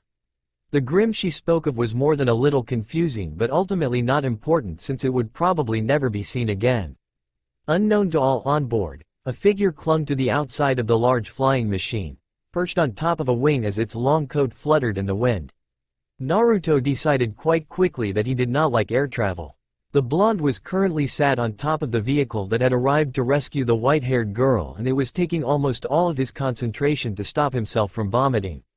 What little attention he could spare was being used to stick himself to the metal underneath with chakra so that he was not blown off. Soon after takeoff, he had made the mistake of looking over the side to get a better idea of the area but the view had very nearly caused him to empty his stomach. As the wind started to get colder, the foxy teen pulled the slightly too big coat he was wearing tighter around his body. Normally, he wouldn't have taken the horned redhead's coat but he doubted he would get a good reception in civilization with nothing more than a scrap of orange cloth around his waist, especially since said scrap of cloth had been damaged even more than it already was during his fight and was now barely large enough to actually conceal anything. In an attempt to distract himself from the altitude that he was currently traveling at, Naruto instead decided to focus on what little he had managed to glean about the world he was now in. Clearly, there were those here who possessed animal attributes, the guy with the ram horns being a good example, though he was unsure whether these people were a minority or the norm. This meant that there was at least one group of individuals that he could fit in with considering his relatively new additions. Then there was the white-haired girl and the people who had come to save her. None of them seemed to possess animal features which suggested that there were some normal humans here, but they didn't seem to get along with the others. This was understandable considering that they had apparently abducted her but he had overheard the new group talking and had picked out a few words that he was sure were derogatory, the most prominent being the term, faunus, that seemed to apply to all those with animal features. If this sort of attitude was normal then it seemed that, yet again, the blonde would be treated as something less than human due to things outside his control. First, it had been because he was a Jinchuriki and now because he had developed animalistic features, though at least there would hopefully be some people that would accept him this time. Finally, after what seemed like an eternity to the nauseous shinobi, the barren landscape gave way to large buildings as the craft entered a coastal village that was similar in size to Konoha if not bigger. Despite wanting to have a proper look at the structures, Naruto stopped himself as he knew it would be the final straw for his poor stomach. Unfortunately for him, the flying machine showed no signs of stopping in the settlement as it carried on flying past. It did start to slow down, however, as it approached a large castle-like mansion overlooking a small cliff that was separated from the town by a decently sized forest, much smaller than the one he lived in. As the craft gently lowered itself onto a marked area of concrete that was probably specifically for landing and taking off, the former Jinchuriki stood up and stretched to get the feeling back in his body after traveling for several hours. There were a few people waiting on the landing space and, as soon as the vehicle had stopped moving and powered down, a lady in a white lab coat walked straight to the opening door. The girl he had encountered in the forest was quickly ushered to the presumed doctor by her father, despite her protests that she was fine, and caught sight of the blonde standing on the roof as the sun happened to be behind him, silhouetting him and making his long ears stand out more than they already did. "Funness!" the girl cried out, pointing at Naruto. This action immediately caused the guards that had disembarked to raise their strange projectile-firing weapons and point them at the stiff teen. A quick command from the girl's father had the group open fire without even bothering to try and talk to him, and Naruto reflexively flattened himself against the metal underfoot to avoid the approaching storm of potential death. The vulpine young man soon came to the conclusion that these people were much more skilled with their weapons than the other lot in the forest had been. They fired a lot more frequently as well, and quickly decided that he would be better off running away since it did not seem that they were willing to talk things over. The incoming fire soon died down, though he wasn't sure if it was due to them running out of ammunition or they were waiting for him to pop up again, and he leapt to the ground quicker than most could follow, heading straight for the cliff. You people really need to learn how to express gratitude properly. Still, thanks for the lift. His somewhat sarcastic parting shot delivered, the genin transformed his arms in preparation, not noticing the girl's shocked expression as she saw the accompanying mist nor the faint tinge of red that appeared on her cheeks when she caught sight of his exposed body, and flipped off the cliff, plummeting towards the waters below. As soon as he was out of sight, he rammed his claws into the cliff face, dislodging several pieces of rock in the process, and used the resistance to slow his descent. Once he had slowed down enough, Naruto simply planted his feet on the vertical surface and stuck himself to it with chakra. With that done, the blonde glanced up to see if anyone had seen him but noticed that the very top of the cliff stuck out a little further than the rest and he was hidden from view by the outcrop. Seeing this, he gouged out a few large pieces of rock and let them fall into the waters below. The splashes would make anyone looking think he had fallen all of the way, and thus he would be free to escape. Just before he entered the large village he had seen from above, Naruto placed his hands together in a ram sign and focused his chakra.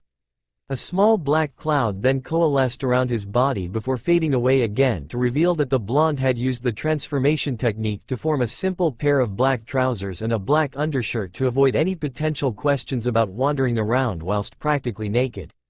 With that done, the teen reluctantly set off in search of a library or something similar so that he could learn more about the world he was now in. Even though it was something he deemed necessary, the thought of sitting down for any length of time to read books was still unpleasant.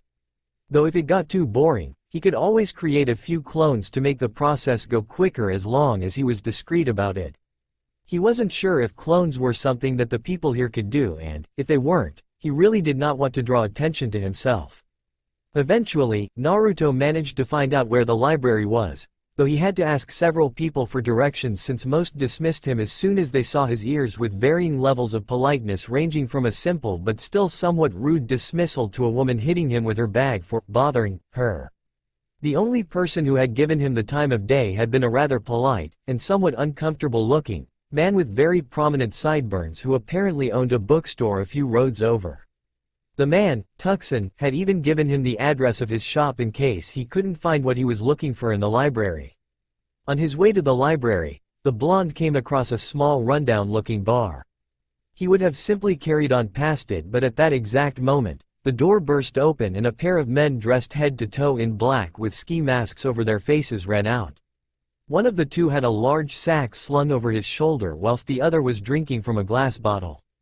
The duo were obviously robbers if the cliched attire was any indication, and this was confirmed moments later when a slightly rotund man wearing a ruffled suit appeared in the doorway, somewhat out of breath and repeatedly screaming, "Thieves!" at the top of his voice.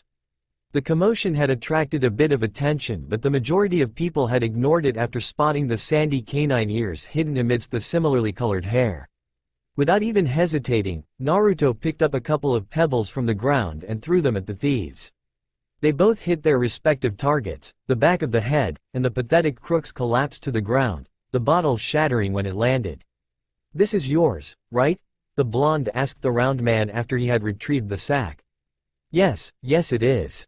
Thank you, he replied, still amazed at how easily the robbers had been stopped. He only snapped out of his stupor when he noticed that the foxy teen had turned to walk off. Wait, where are my manners? My name is Renus Mugina and this is my bar. He gestured up to the sign hanging above the door that boasted the words, Tanuki Tavern, in large letters. Please, come in for a drink on the house. It's the least I can do for you. Not wanting to be rude, the blonde accepted the man's offer and entered the establishment, though he did keep his guard up just in case. After that, he wasn't entirely sure how it had occurred but, a few hours later, a somewhat tipsy Naruto stumbled in the spare room of the apartment above the pub that Renus had allowed him to use after finding out that he was currently homeless and collapsed onto the bed, his transformation finally failing as he did. The teen had also somehow ended up with a job keeping an eye on things in the tavern to prevent any future thefts, since apparently being a Faunus-run establishment made it a frequent target, whilst also helping out at the bar as and when needed. Leaning against a wall at Vale's airship dock, Naruto couldn't help but sigh in boredom as he adjusted the strap of the rucksack slung over his shoulder to stop it from sliding off. The teen was currently waiting for an airship to arrive that would take him, as well as many of the other people who were present, to Beacon Academy.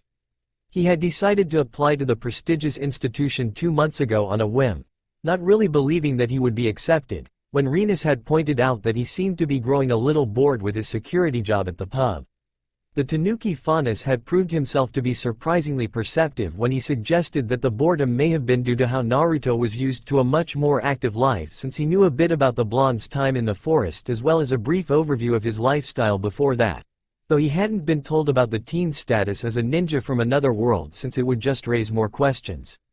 The sandy-haired man had then backed up his theory by commenting that he seemed to be at least slightly more interested whenever he had to deal with patrons who turned a bit violent when drunk or when thieves tried, unsuccessfully, to steal from the place.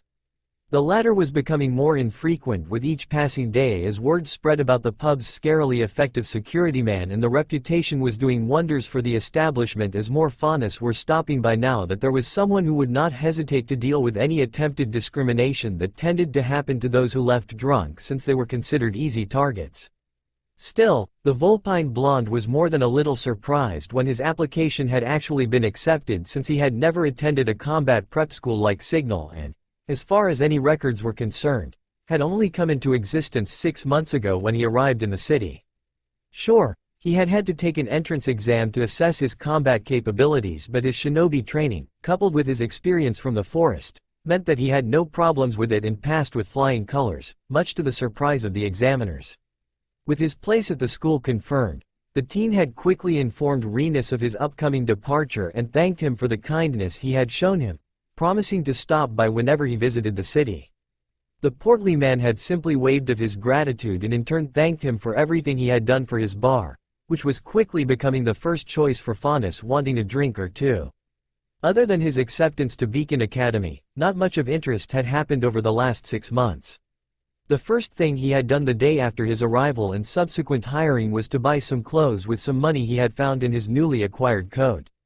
Since then, the blonde could usually be seen in his dark brown trousers, which were covered in numerous pockets and held up by a simple leather belt with a custom buckle made from the plate of his forehead protector that had previously been kept in his loincloth as it had a good deal of sentimental value to him.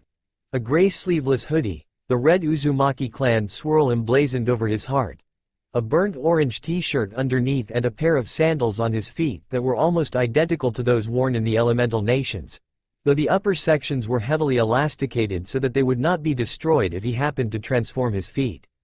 He also still wore the long coat that he had taken from the horned faunus in the forest since he was becoming somewhat partial to it and the length had proved useful on more than one occasion. Currently, he had the hood up, concealing his long ears completely without any indication that they were there, to avoid the unnecessary attention that they would undoubtedly attract, and his tail was hidden by his coat. After he had done his clothes shopping, Naruto had spent a good deal of time learning as much about this new world, called Remnant, as he could. Though he was loath to spend any significant amount of time there, the library had proved invaluable in this endeavor as it provided a good deal of information concerning the history of the world, from a story of how the Grimm tried to destroy early humans to the more recent war between humans and faunus. He had even learned a little bit about the girl he had rescued back in the forest, since the story had made headline news, as well as the group that had kidnapped her. The only other thing of real importance, at least to him, was that he had found a rather decent noodle shop called A Simple Walk Noodle House a few days after his arrival in the city whilst he was out exploring. He had found a few other similar places since, but that shop had by far the best noodles he had eaten since he was last at Ichiraku's just after he had received the Great Toad Sage's prophecy. With another bored sigh, the waiting teen reached into the top pocket of his trousers and pulled out a simple-looking pocket watch on the end of a chain attached to a belt loop, checking the time on it before returning it to its home. It would seem that the airship was running late, as it was scheduled to arrive 10 minutes ago. Not that Naruto was too eager for it to turn up, since he just knew that riding in it would make him sick. It did make sense that it could be late, though, since there were several other stops across the Kingdom of Vale to pick students up that it went to first. In fact, the dock in the city of Vale was the last collection point due to how close it was to Beacon Academy.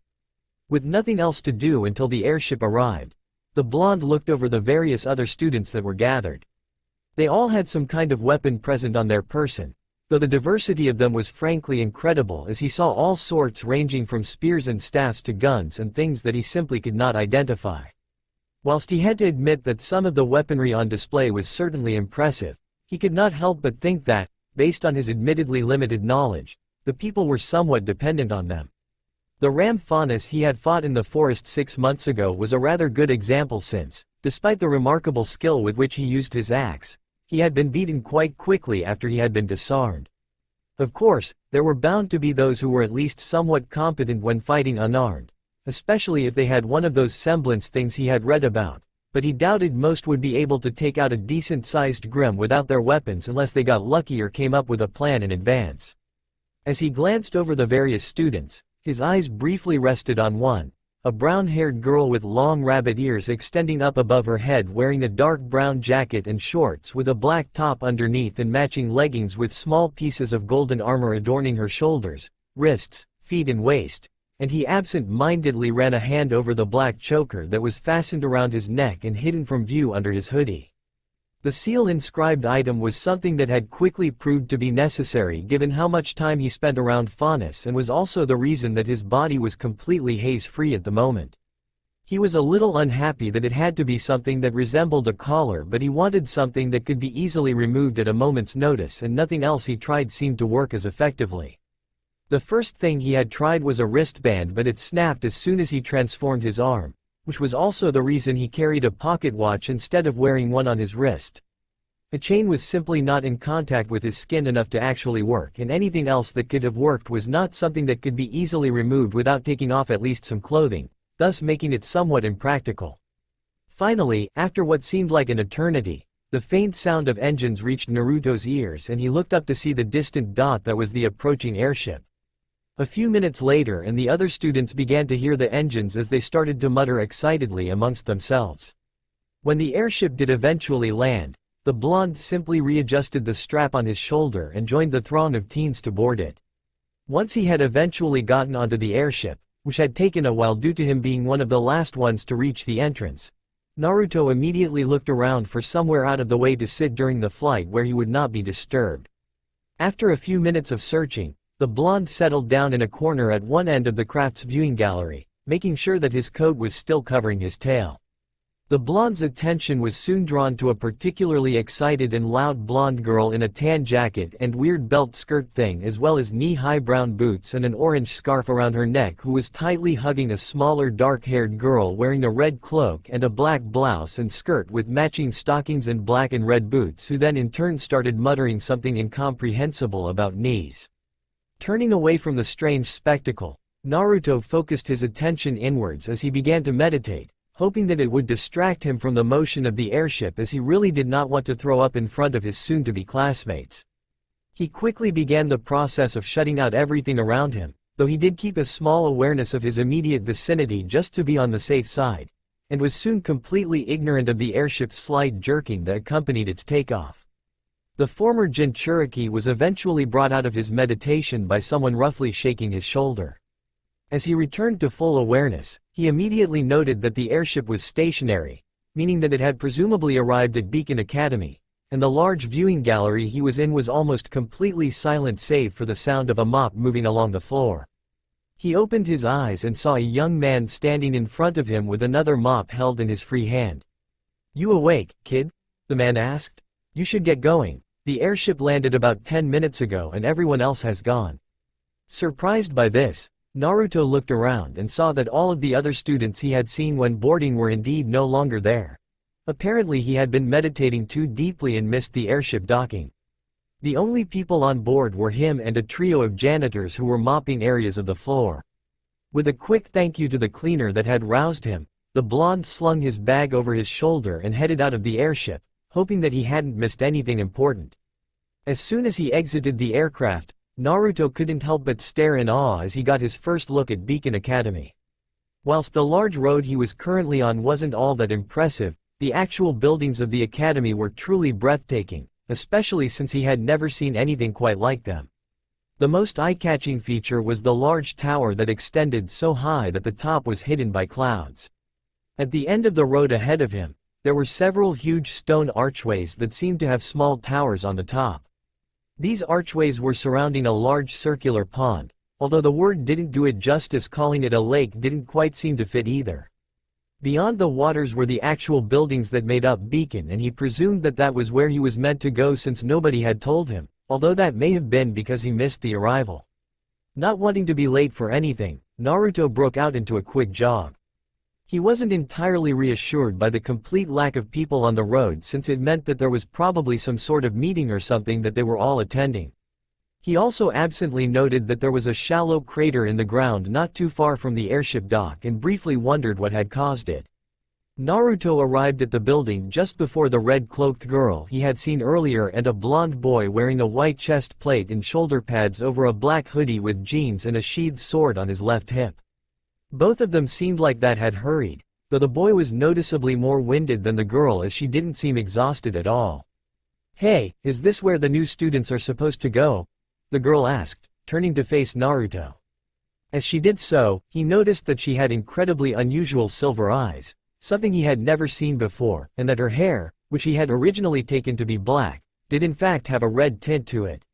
He also took note of the fact that she seemed to be 2 or 3 years younger than he was, meaning that she had been granted entry to the school early, so she must have done something to impress the higher-ups.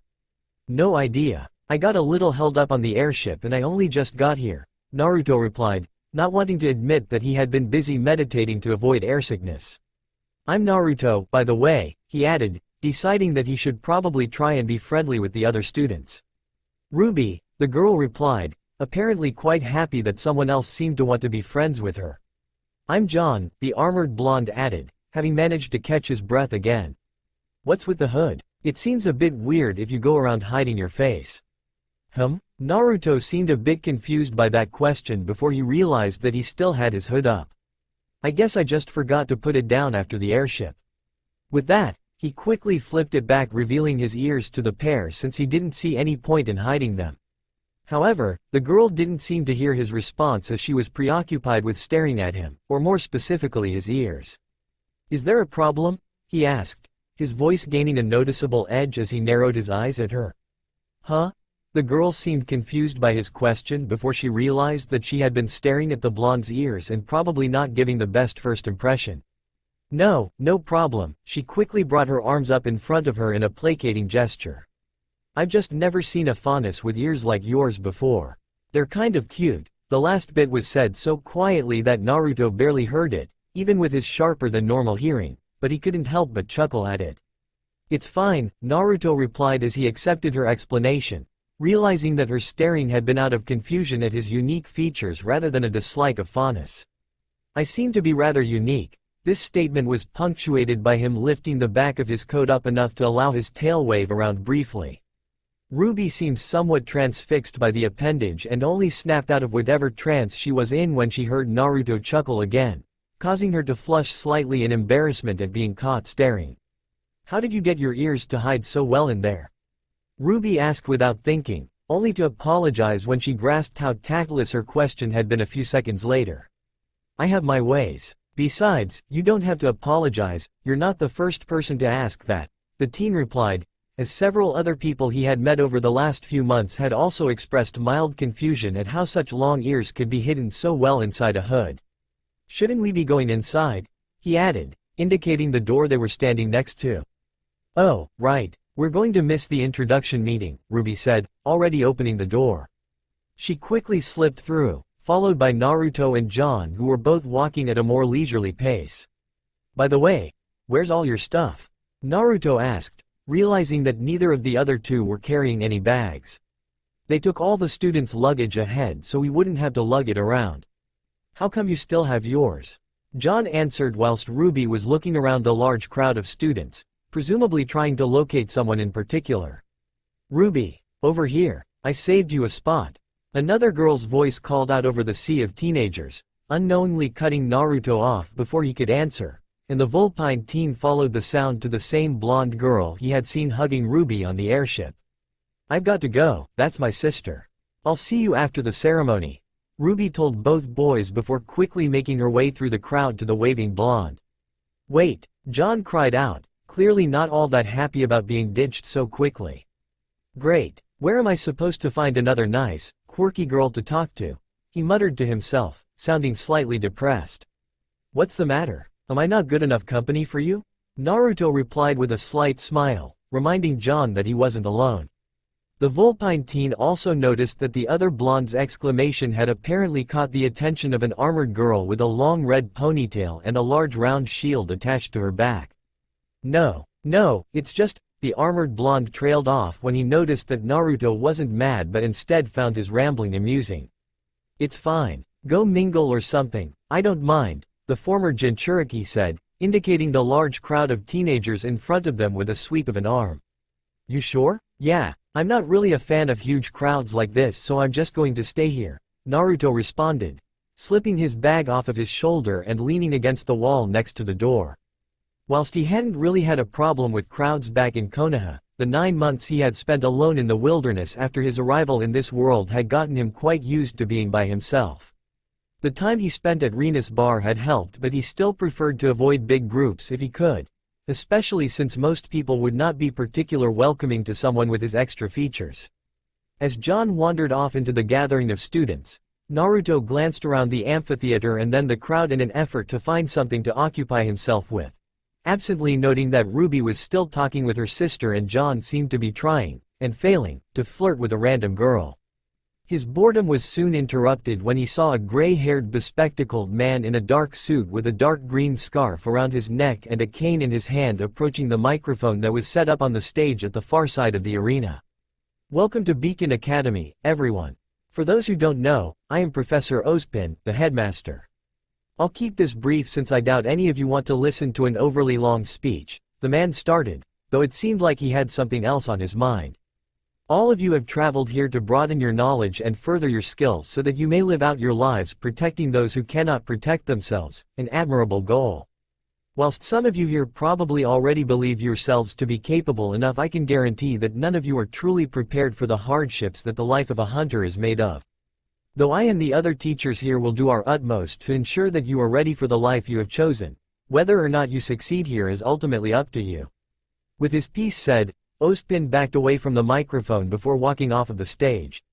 As he did, a blonde woman with glasses in a white top and a black skirt and cape stepped forwards, causing the students who had started talking amongst themselves to fall silent again. Naruto immediately recognized the woman as Glinda Goodwitch since she was one of the teachers who had been present for his entrance exam. You will spend tonight in the ballroom and then undergo your initiation tomorrow. Be prepared for anything that may occur. You are dismissed, Glinda said before she too walked off of the stage. Immediately, the students started talking with each other and some of them started making their way back towards the door to leave. Just as Naruto was about to head out as well to avoid the incoming crowd, his ears picked up a commotion not too far away on the other side of the doorway. The faunus girl he had seen at the dock in Vale, the rabbit-eared brunette, was stuck between a pair of boys, both of whom were wearing armor. Whilst Naruto couldn't quite make out what was being said due to the noise being made by all of the other students, it was clear from the body language that they were not being entirely friendly. At the sight, the The blonde couldn't help the low rumbling growl that escaped from his throat, something that immediately caught the attention of the girl standing a few feet away with a book in her hands. The girl had long wavy black hair with a black bow on top of her head and was wearing a white sleeveless undershirt and shorts and a black buttoned vest with coattails and matching stockings. Similarly colored ribbons were wrapped around both arms. A black detached sleeve adorned her left forearm and a cleaver-like blade rested on her back. She looked over at him before following his line of sight, the scene causing her own cat-like amber eyes to narrow. Unaware of this new attention, Naruto focused his killing intent on the two boys, making sure that nobody else felt a thing and unaware that his eyes had acquired almost imperceptible red glow, and was rewarded by the pair suddenly standing ramrod straight with their faces showing expressions of pure terror. Despite being confused by the boys' abrupt action, the brunette quickly took advantage of the pause to slip away, though she did happen to notice Naruto glaring at the frozen teens when she was looking around to find the cause of their behavior.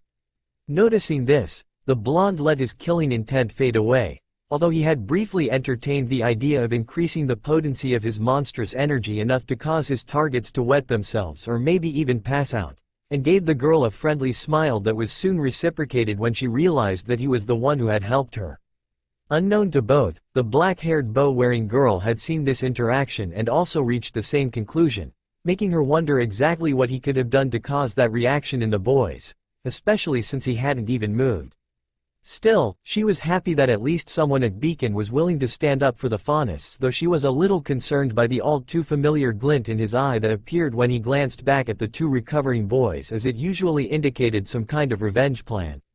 She was about to approach him to try and get a better idea of what sort of person he was, as well as potentially stop him from justifying humankind's usual less-than-stellar view of faunus, when the blonde hoisted his bag over his shoulder and headed outside himself, possibly to avoid the incoming mass of students. Barely a scant few minutes later, a familiar loud white-haired girl in a pale blue thigh-length dress under similarly colored bolero jacket with a red lining on the inside and white boots that reached about halfway up her calves pushed her way through the crowd before looking around in confusion. "Where did that damn faunus go?" the girl muttered to herself, the frustration clear in her voice. Needless to say that, after hearing that comment, the black-haired girl's already low opinion of the other girl immediately dropped. Just after Professor Ospin's speech ended and Glinda's instruction for the night delivered, Ruby Rose quickly resumed her retelling of the events that had occurred between getting ditched by her sister, Yang Xiaolong, and meeting up with her again in the amphitheater to prove to her older sibling that she had actually managed to make friends, her story having been interrupted by the reappearance of a still unhappy Weiss Schnee and then by the professor's words. Then me and John finally ended up outside. Here she gestured first to John, who had appeared after hearing a sarcastic comment by Weiss about him, and then at the large doors where students were already leaving. "We met this other guy called Naruto. He seemed nice, though I still have no idea how his ears fit in that hood so well." The last bit was said more to herself as she was still confused how they fit inside without making the hood bulge out. "What do you mean? Why wouldn't his ears fit in his hood?" Yang asked, clearly puzzled by the statement. "Naruto's a faunus and he has long ears," John explained nonchalantly, even going so far as to use his hands to give an idea exactly how big said ears were. "Oh, that makes sense," Yang replied, clearly uncaring that her sister's other friend was a faunus. "So where is he?" "He said he wasn't too keen on large crowds, so he ended up staying near the door. You might be able to see him from here. He has spiky blonde hair, long ears on the sides of his head and a long dark brown coat," he added. Weiss, who was still nearby, perked up upon hearing that description as it matched the faunus she had seen 6 months prior. Even the coat was similar. "Did he have tanned skin, blue eyes and weird lines on his cheeks?" the heiress asked, her mind quickly picking out any other details she could remember about him despite only seeing him once. "Yeah, you know him?" Ruby replied, a little surprised, but her own question went unanswered as the white-haired girl had immediately started pushing her way through the crowd, barking out ignored demands for people to move out of her way, as soon as she had gotten a response. "What was that about?" "I don't know, but I bet it'll be fun to watch," Yang answered with a grin, already moving to follow Weiss through the throng of students. She was soon followed by Ruby and John, both curious how their new friend knew the short-tempered heiress.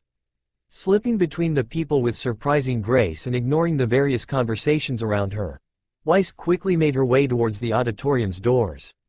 She had to know if the faunus the other two had mentioned was the same one that had apparently hitched a ride on the bullhead that has rescued her all those months ago. Whilst the description did sound exactly like she remembered him, after all, how many people have whisker-like lines on their cheeks, she wouldn't know for certain until she actually saw him. At that thought, the heiress paused momentarily as she thought about how she should approach the confrontation. Though there was no proof that he was actually affiliated with the White Fang like her family had presumed, she would still have to be cautious in case he was and proved hostile. After all, there was always the possibility that he was at Beacon purely to try and kidnap her again. If that was the case, then he would be in for a rude awakening.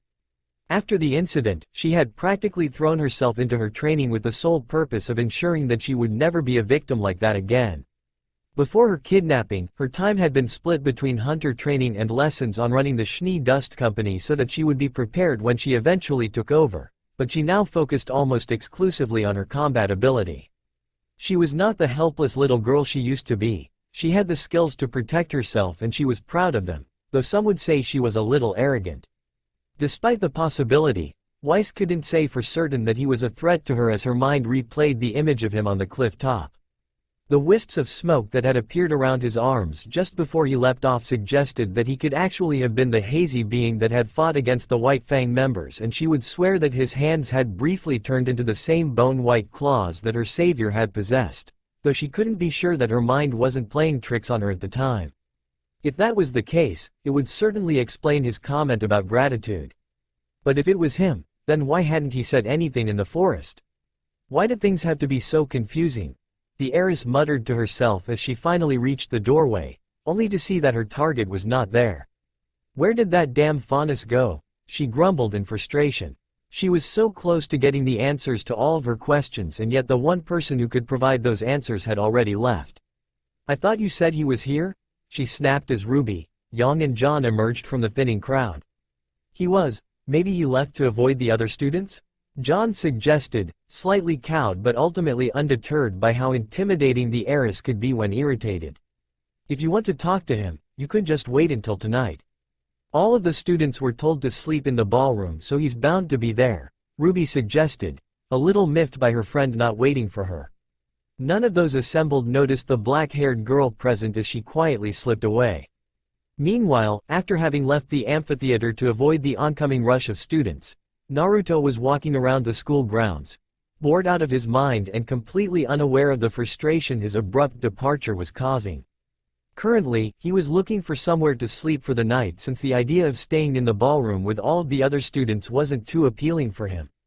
His boredom wasn't helped by the fact that it was still fairly early in the afternoon and there was apparently nothing to do until the following day. He had at first considered getting something to eat, but he hadn't known where the dining hall was, which had led to his current wandering as he tried to familiarize himself with the grounds. The blonde had since found the cafeteria, along with a few classrooms and a locker room, but they weren't serving any food just then, so he had bought a few things from the vending machines and carried on with his trek.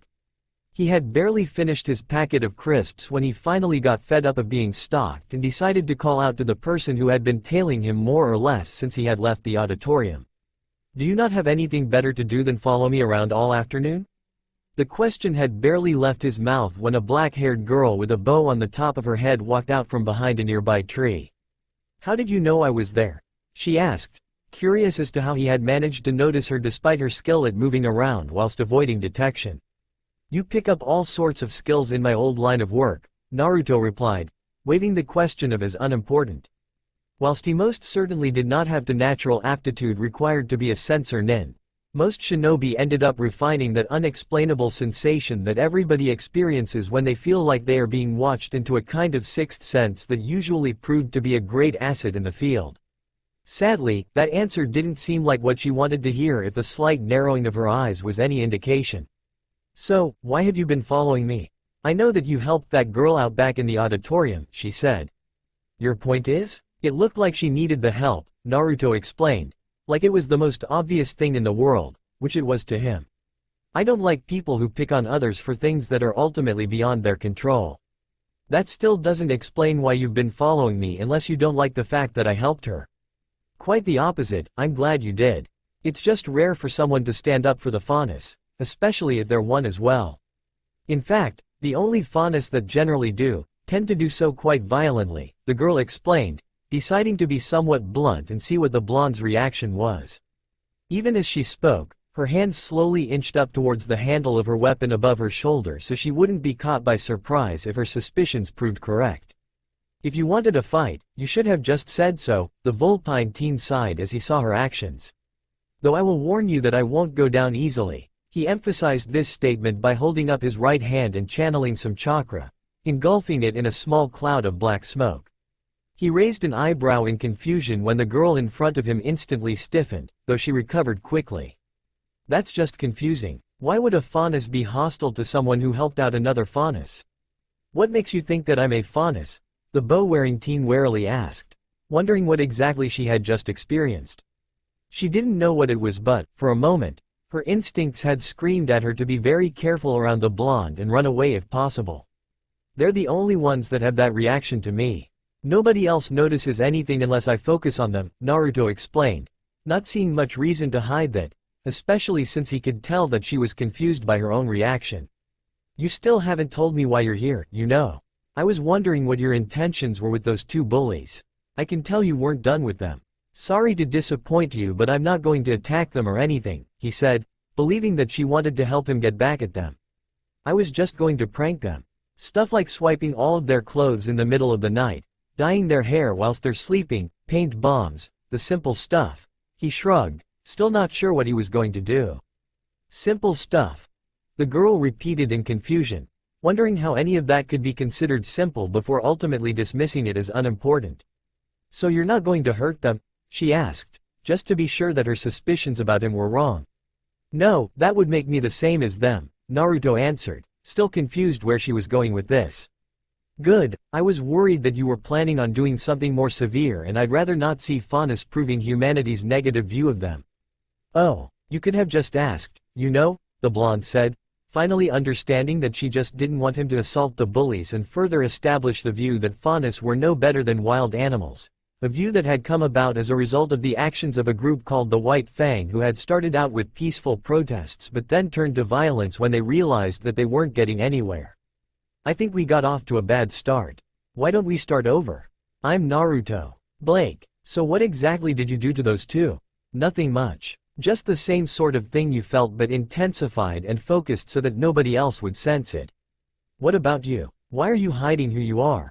Naruto asked, blatantly looking at the bow on the top of Blake's head when he asked the last question. Are you ashamed about being a faunus or something? It's nothing like that. I just prefer that people see me for who I am and not what I am, Blake replied. With the main issue out of the way, the two of them carried on chatting about various things ranging from their backgrounds, which Naruto was deliberately vague about and noticed that Blake was doing the same, to what sort of stuff they were expecting at Beacon for a while before they ended up going their separate ways when it started getting late. Bye, Naruto called out, getting a simple wave over the shoulder as acknowledgement. Alone again, the blonde resumed his random trek around the school's grounds, his thoughts briefly returning to all of the people he had met so far that day. They were all interesting in their own ways and he doubted that he would get all that bored at Beacon. After another hour or so of aimless wandering, the teen decided to hit the cafeteria again in the hopes that they were serving by now, as he would prefer an actual warm meal instead of more vending machine food. As it turned out, they were serving but were going to close in 10 minutes as most of the students had already come and gone, leaving the large room quite empty. Half a dozen bowls of ramen and several stupefied kitchen staff later and Naruto left the dining hall with a satisfied grin. He then ended up on the roof of one of the smaller buildings at Beacon, as he hadn't found a tree that looked large enough for him to sleep in without falling out and hadn't wanted to use a classroom in case he was discovered, and was soon fast asleep, using his bag as a pillow and his coat as a blanket. Yawning to himself, Naruto blinked away the last remains of sleep as he sat up. A glance up at the sun showed that he had slept in a bit and a look at his watch told him that it was almost 9 in the morning. He quickly stood up and stretched out the kinks in his body caused by such an unusual sleeping environment. Since he had no idea when the initiation was scheduled to start as it hadn't been mentioned the previous day, the blonde gathered his things before jumping down from the roof and landing in a crouch, unfazed by falling several stories. After readjusting his bag again, he quickly made his way to the dining hall for some food, only to be surprised that there were only a handful of students there finishing their meal. That suggested that either the rest had already left or were still asleep. It soon became apparent that it was the former when no other students arrived and, by the time he was halfway through his breakfast, he was alone in the room. Would all first-year students report to Beacon Cliff for initiation? Again, all first-year students report to Beacon Cliff immediately. Glinda Goodwich's voice ran out over an intercom that he had not noticed previously. Realizing that he was running late, Naruto quickly devoured what remained of his food and sped off in the direction of the cliff, with a quick stop off in the locker room to drop off his bag. When he finally got there, he saw the rest of the students all standing on silver tiles with Ozpin and Glinda opposite them, the former apparently in the middle of a speech. "You!" A shout drew the blonde's attention to the white-haired girl he had encountered all that time ago back in the forest, who was currently glaring at him with barely concealed frustration. Before she could say anything else and before he could respond, the gray-haired professor cleared his throat to get their attention and gestured for the blonde to stand on the vacant tile at the end of the line next to John, whilst Glinda frowned at his both lack of punctuality and the girl's outburst. The Vulpine teen was actually somewhat relieved he had intervened, as he honestly had no idea how to respond to the annoyed girl that he had rescued before she had almost gotten him killed after they'd arrived in civilization. Since she was almost certainly unaware that he was the one who had helped her, her anger was undoubtedly a result of seeing that he was still alive despite the hostile actions of her family's guards, and he would have to come up with some way of diffusing the situation so that she didn't end up trying to kill him at some point. As I was saying, it is in your best interest to ensure that you are partnered with someone that you can work well with, as they will be with you for the rest of your time here. That being said, the first person you make eye contact with after landing will be your partner for the next 4 years. Ozpin spoke, presumably picking up from where was interrupted and ignoring Ruby's cry of despair. After you have partnered up, you will make your way to an abandoned temple at the northern end of the forest. The Emerald Forest is home to numerous Grimm, so do not hesitate to use as much force as needed to reach your objective. Once you've made it to the temple, each pair will choose a relic from one of those present and bring it back here. There will be several instructors monitoring and grading you during the duration of this test, but they will not intervene. The headmaster carried on, looking over all of the students to make sure that they all understood the implications of that last statement. Are there any questions? When nobody raised their hands except John, the headmaster instructed everyone to take their positions and, one by one, the tiles sprang up like springboards, launching their respective occupants high into the sky. After several questions from John about landing strategies and parachutes, during which time more and more students were fired off towards the forest, with the Schnee heiress sending a few more glances towards the Uzumaki before her own takeoff, the blonde swordsman's tile shot up mid-question just moments before Naruto's own did. As he flew through the air, Naruto wasn't really paying much attention to the other students' various methods of landing, as maneuvering through forests really wasn't much of a challenge for him, his upbringing as a Konoha shinobi making woodland movement practically second nature. He simply sent a little chakra through his feet and legs to strengthen them once he got close to a tree and pushed off of the trunk towards another and then another, carefully slowing himself down with each rebound until he was moving slowly enough to drop to the ground without difficulty. As he did this, he completely missed the young Schnee, jumping from floating glyph to floating glyph in an attempt to catch him, only to lose him once he dropped below the treetops, as his attention was focused on what sort of challenges he would experience. The most action he had gotten since arriving in Vale had been dealing with some rowdy drunks and a few useless thieves, and he was looking forward to being able to cut loose against some Grimm. Sure, they were no smarter than animals, but some of them could put up a surprisingly good fight. Well, that and seeing who he would end up partnered with. Trudging through the large emerald forest, Naruto glanced up at the sun again through a gap in the trees to double-check his bearings before muttering a quiet complaint about his growing boredom. Despite landing a good 5 minutes ago, the blonde had not yet come across any other students or any Grimm, though he had heard a voice that he believed was John shout a "thank you" across the forest not long after landing, which was soon followed by a girl apologizing for something from way off in the opposite direction, and he was seriously starting to reconsider his decision to walk instead of simply jump from tree to tree and get to the temple much quicker. The only reason he had decided to take the slow option was because he felt that getting there via tree hopping would be boring since he would probably miss all of the Grimm that way, and it had been far too long since he had a decent fight. Finally, he exclaimed when some of the nearby bushes started rustling. "So, are you my new partner or are you my punching bag?" The Vulpine teen's question was soon answered when the shrubs parted to reveal a small Grimm, so small that it probably wouldn't reach up much past his elbows, which vaguely resembled a wingless bird or rather an armless bipedal lizard considering its long tail and well-developed legs. Like all Grimm, it had a white bone mask covering the upper half of its head and a row of similarly colored spines running down its back, whilst the rest of it was pitch black in color, though it was only prior experience that allowed him to know that the creature was in fact covered in a layer of reptilian scales rather than fur. Naruto had encountered similar Grimm back in the forest outside the kingdom, but the one in front of him was a good few feet shorter than those ones, and they had had bony plates covering most of their bodies instead of the simple row of spines that this one possessed. The size difference would probably have made him consider the possibility of Grimm babies if he hadn't already been aware that the Grimm living out beyond the safety of the Four Kingdoms simply tended to be considerably larger than their counterparts that lived nearer humans. That and it was nowhere near cute enough to be a baby.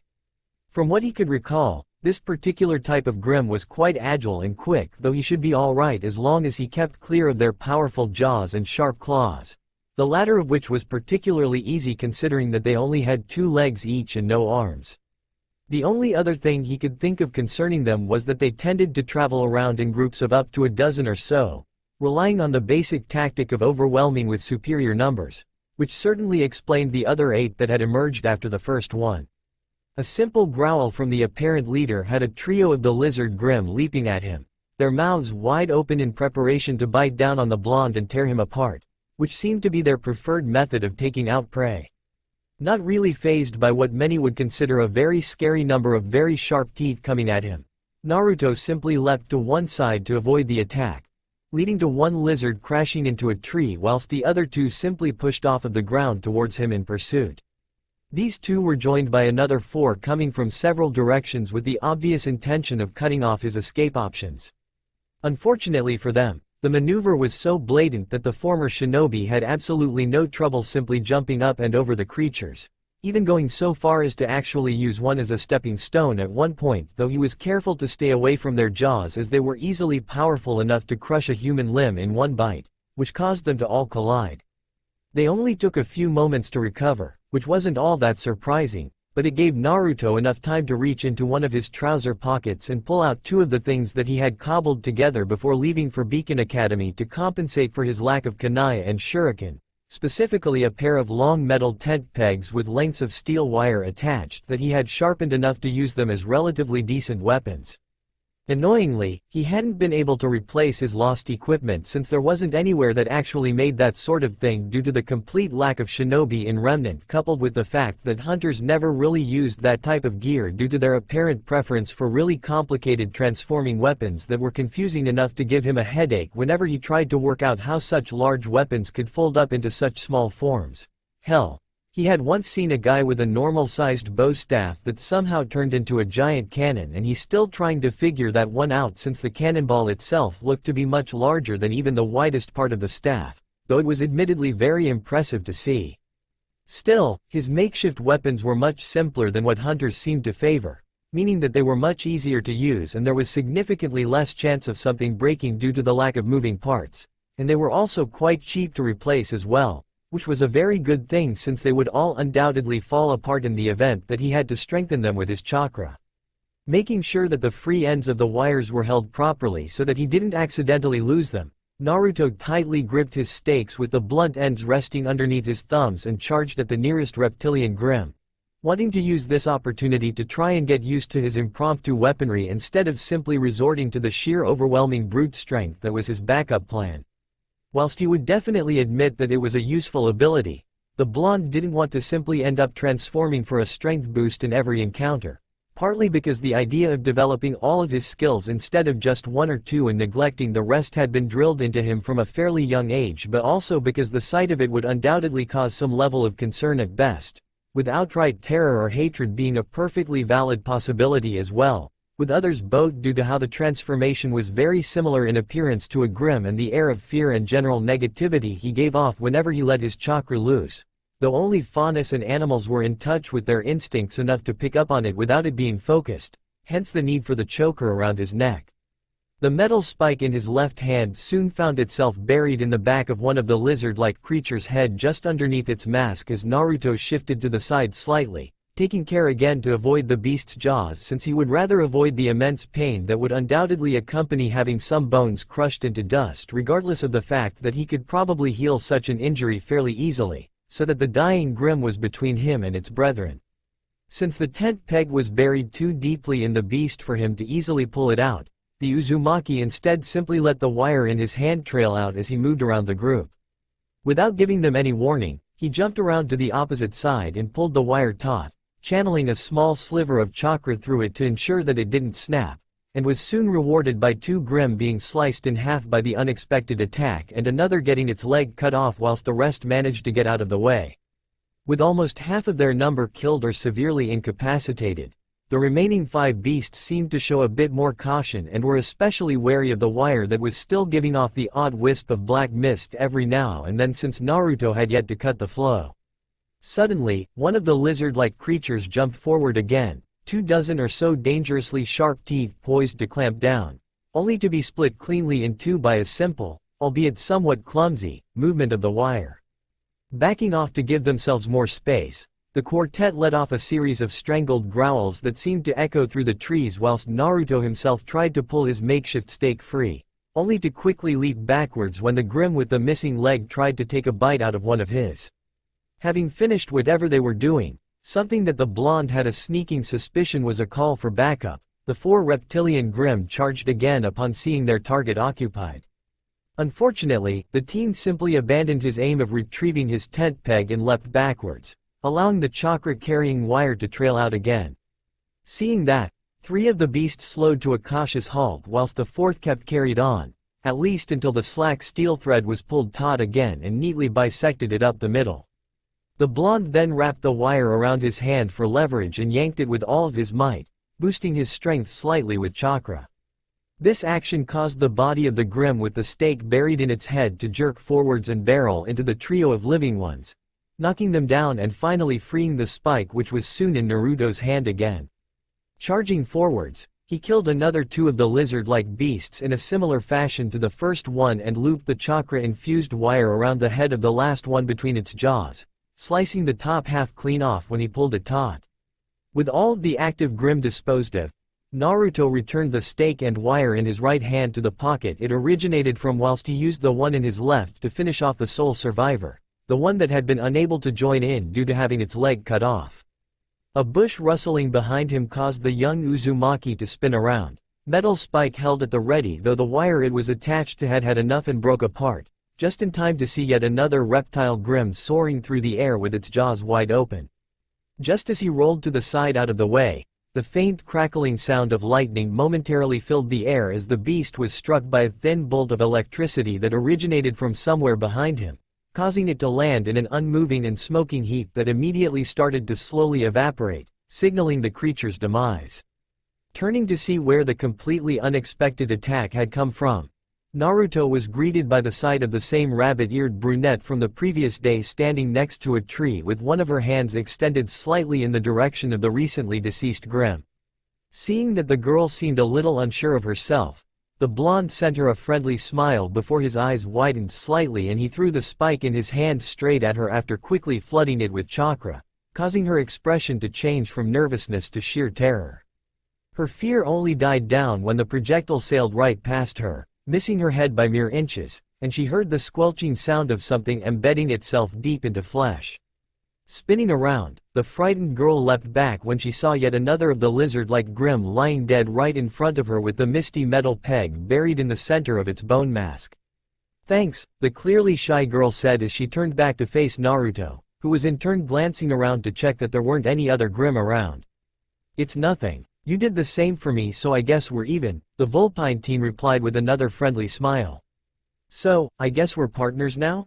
At the brunette's nod, Naruto sent her a huge grin since she seemed like someone he could easily get along with and she would undoubtedly be a much better partner than some of the other students he had seen. The guys that had been picking on her the previous day being prime examples of people he really wouldn't want to work with. That's great, though I have to admit that I was kind of hoping that I wouldn't be partnered with a faunus, the blonde muttered, more to himself than anything, but his new partner still heard it and her long ears quickly drooped in sadness, even as she sent brief glances of confusion at his own blatantly non-human features. Seeing the girl doing a rather good impersonation of a kicked puppy, something that he honestly thought was somewhat adorable, Naruto raised an eyebrow in bewilderment at her sudden mood change before he replayed his last words through his head. "Wait, that's not what I meant," he exclaimed, waving his arms around to try and dissuade her from her dejection when he realized that he had made it sound like he didn't want to work with her because of her faunus nature. "I don't have any problems working with you. In fact, I'd love to work with you.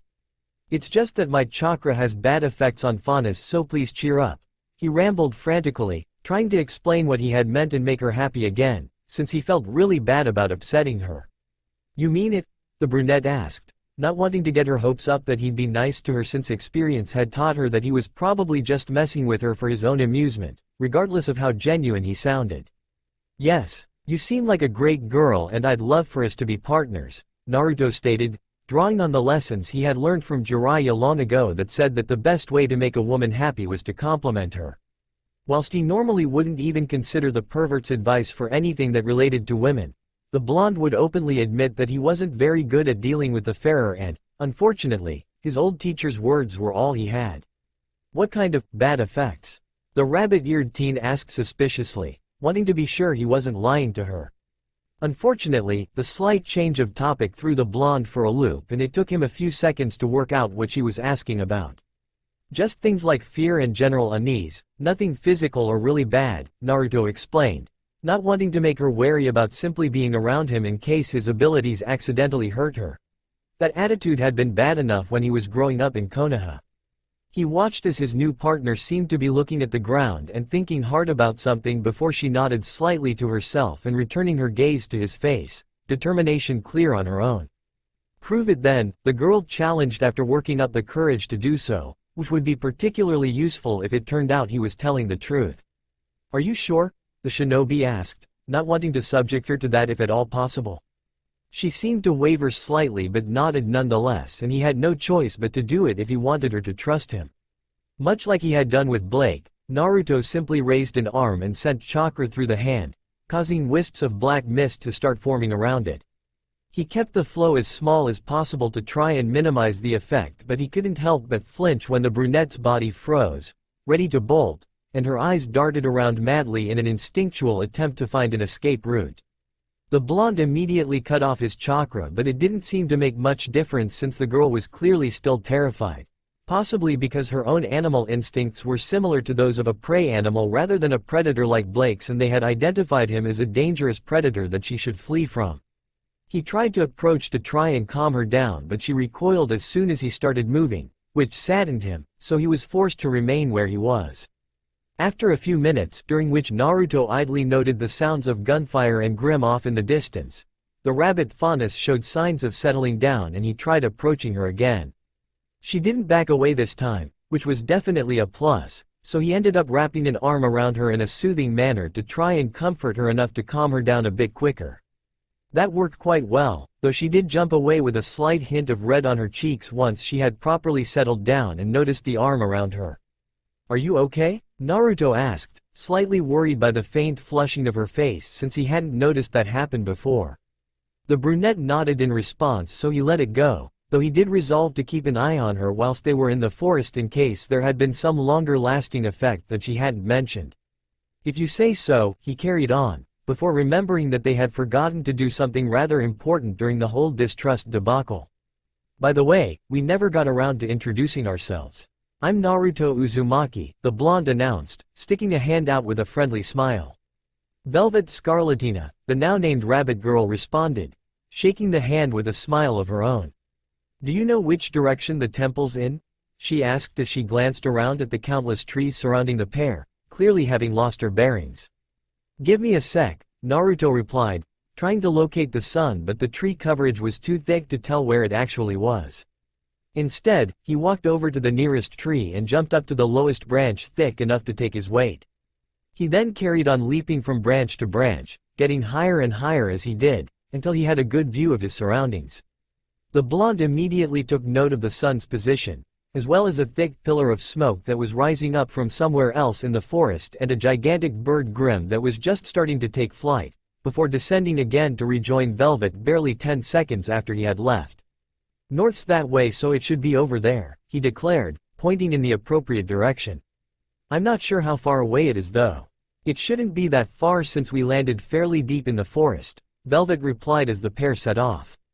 The walk through the Emerald Forest was fairly peaceful for the most part as the new partners spent it chatting to try and get to know each other better, though Naruto was again a little vague concerning his origins and instead said that he lived outside the kingdoms until around 6 months ago. He ended up learning that Velvet had actually been scheduled to start at Beacon Academy the previous year, but she had had an unfortunate mishap whilst trying out new ways to use dust, the manipulation of which was her method of combat since she had apparently not yet found a weapon that she felt comfortable using and that suited her well, that had stopped her from attending. As a result, she was a year older than most of the first-year students, much like Naruto himself was, as he should have turned 18 somewhere around 3 or 4 months ago if he had managed to keep track of time properly whilst living out in the wilderness, though either his calculations were off or the calendar in Remnant didn't match up with the elemental nations since October was coming up soon. Back to her combat methods, Velvet focused on the usage of dust in its raw form of crystals or powder as opposed to most hunters who usually only used it in the form of bullets. Whilst she admitted that she wasn't the most skilled in normal combat, she was apparently more than proficient at using dust in such a manner as to help others fight more successfully, giving examples such as creating small pit traps or using flames to direct opposition to specific locations. That wasn't to say that she was useless in actual combat by herself, though for that she just preferred to take advantage of her impressive agility to carry out hit-and-run strikes whenever she saw an opening rather than engage in normal fighting, much like she had with the lightning bolt attack from earlier. In return, Naruto explained a bit more about his abilities, which Velvet assumed to be a very unusual semblance, and he declined to correct her, though he decided against giving a demonstration considering her reaction previously. He also told her how he didn't have an actual weapon like most but instead cobbled together odd bits and bobs for combat use since his chakra, which the girl took to be his supposed semblance's name, would ultimately break anything it was used on except his own body. At that, Velvet had suggested the possibility that there could be some material out there somewhere that could actually withstand his powers, which meant that it could be possible for him to craft a weapon he could use without worrying about it breaking. But he had responded by saying that he wasn't all that bothered about having a fancy weapon like everyone else and was perfectly happy to carry on doing what he had been.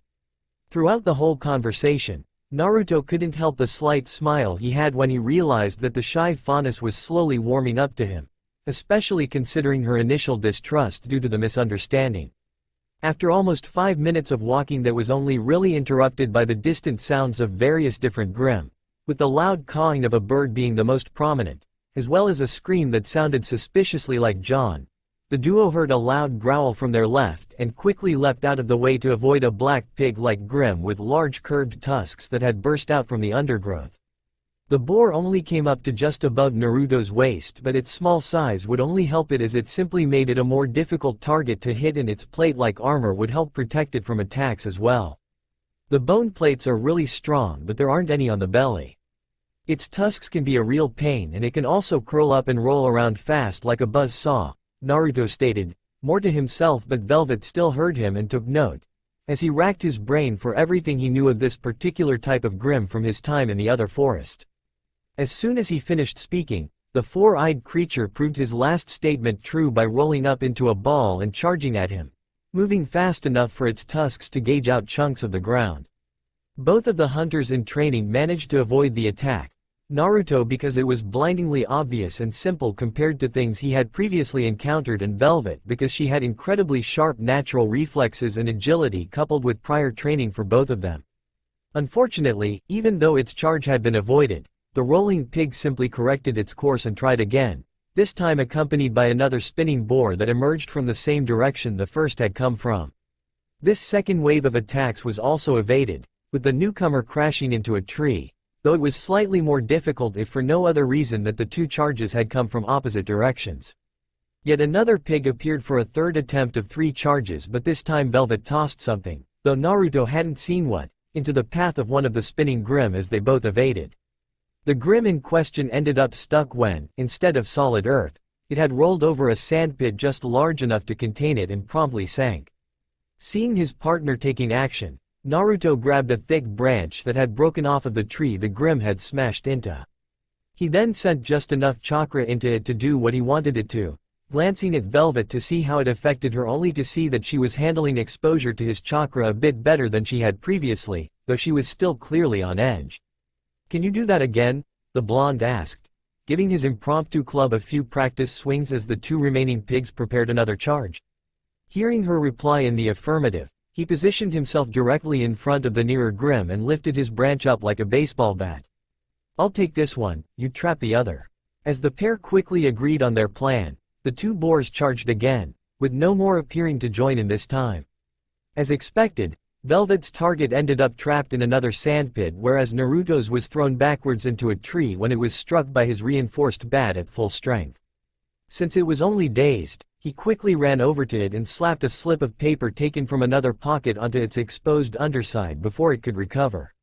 A single hand sign once he was clear and the tag exploded, much to Velvet's surprise since he had forgotten to mention that he was carrying explosives, leaving little more than its head and random remains.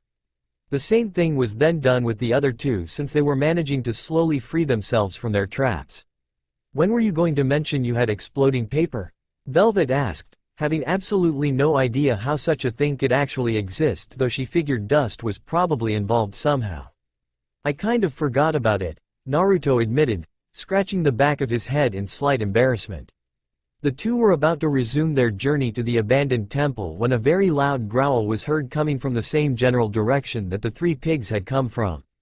As the growling got even louder, it was accompanied by the ground itself shaking regularly as though something huge was coming. The pair barely had time to express their concern about this new development before several trees were flattened by a much larger pig Grimm. This new creature was almost twice as tall as Naruto was, its sheer bulk reminding him of some of the larger members of the Toad clan, even though it was nowhere near Gamabunta's size, and it was even more heavily armored than the smaller variant, having barely any space between its countless bone plates. Its tusks were noticeably longer as well, even in proportion to its size, and they each ended in wicked-looking points, even the short pair that emerged from its chin and twisted around each other to resemble a weird goatee.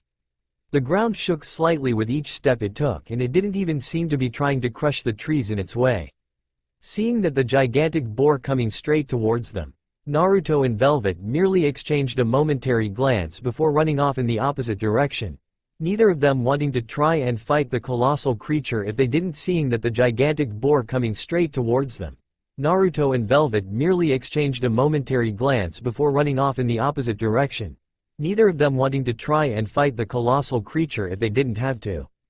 Unfortunately, the huge Grimm showed no intention of giving up any time soon and simply carried on charging, steadily building up speed as it did. "It's catching up," Velvet called out as she risked a glance over her shoulder only to see the beast right behind them. "Hold on," Naruto replied as he leapt over to the rabbit girl and scooped her up in his arms before shooting off away from the Grimm, flooding his legs with chakra for an added boost since it would allow them to escape faster than they would otherwise be able. As the pair leapt away from the large boar, with the long claws of Naruto's transformed feet, which were coming close to ripping his sandals apart despite being far more elastic than footwear usually was, gouging out chunks of the ground with each step, a blushing Velvet kept an eye on their pursuer over his shoulder whilst doing her best to ignore both the surprising feeling of warmth and safety of being carried in her partner's arms and the instinctual unease and general apprehension caused by the black mist radiating from his noticeably more muscular legs. After a few minutes of fleeing, during which time Naruto's enhanced leg strength had propelled them a surprisingly long way, the still flustered girl reported that the Grimm was still chasing after them and was slowly but surely catching up to them since it was still accelerating, whilst the blonde was moving as fast as he dared since he didn't want to make the fondness in his arms any more uncomfortable than she already was, though her red face was also worrying him a little. Seeing as their chaser was showing absolutely no intention of quitting, it was becoming increasingly apparent to both of them that they would have to do something to stop it soon, as they would run out of trees sooner or later, which would only be a benefit to the large swine. I don't suppose you could make a sandpit large enough to hold it, could you? Naruto asked hopefully when Velvet informed him that the lead they had managed to build up was steadily shrinking. It'd take a while to come up with something that big, even longer for something that could actually contain it for any decent length of time, and I won't be able to do that whilst we're running away, the rabbit faunus replied, reaching the same conclusion that they had to deal with the Grimm somehow. It wouldn't have to hold it for that long, just long enough for us to get far enough away that it wouldn't be able to track us, the blonde replied as a plan slowly formed in his mind. It was a risky one, but if it worked then they would hopefully not have to worry about the boar again. I should only need a few minutes for something like that, but I don't see how that'd be possible, Velvet replied, not seeing how she would have the opportunity to create a trap on that scale with the gigantic Grimm forcing them to remain on the move. Alright then, you go and make the preparations and I'll buy you the time you need, Naruto announced as he prepared to slow down, his words shocking the girl in his arms. What? She shouted, not seeing how he could buy her the time she needed against something that ridiculously large and well armored. Sure, she knew that his abilities were surprisingly diverse for a hunter, but he hadn't mentioned anything that could possibly help with their current issue, though it was quite likely that he hadn't told her about everything he could do, either intentionally or due to him forgetting like he had with his paper bombs. The blonde had even dropped a few of those rather unusual explosives earlier with the intention of exploiting the lack of stomach armor that the smaller pig Grimm suffered from, but the blasts hadn't seemed to do anything other than annoy it, despite detonating directly underneath the beast and making small craters in the ground. Just trust me, please, the shinobi pleaded, slightly surprised by her outburst despite understanding the sentiment behind it. I'll admit that I probably won't be able to hurt it much, but I should be able to hold it off long enough for you to set up your trap. He neglected to mention that he did in fact have a technique that would almost certainly cripple it in one strike if not outright kill it, namely his wind release. Rasenshuriken, since whilst he had retrained his chakra control quite well, he still wasn't quite at the level required to utilize the S-ranked attack, and, even if he did possess sufficient chakra control, he was having immense problems generating the required amount of wind-natured chakra. Fine, just don't get yourself killed, Velvet said after a few moments of silence.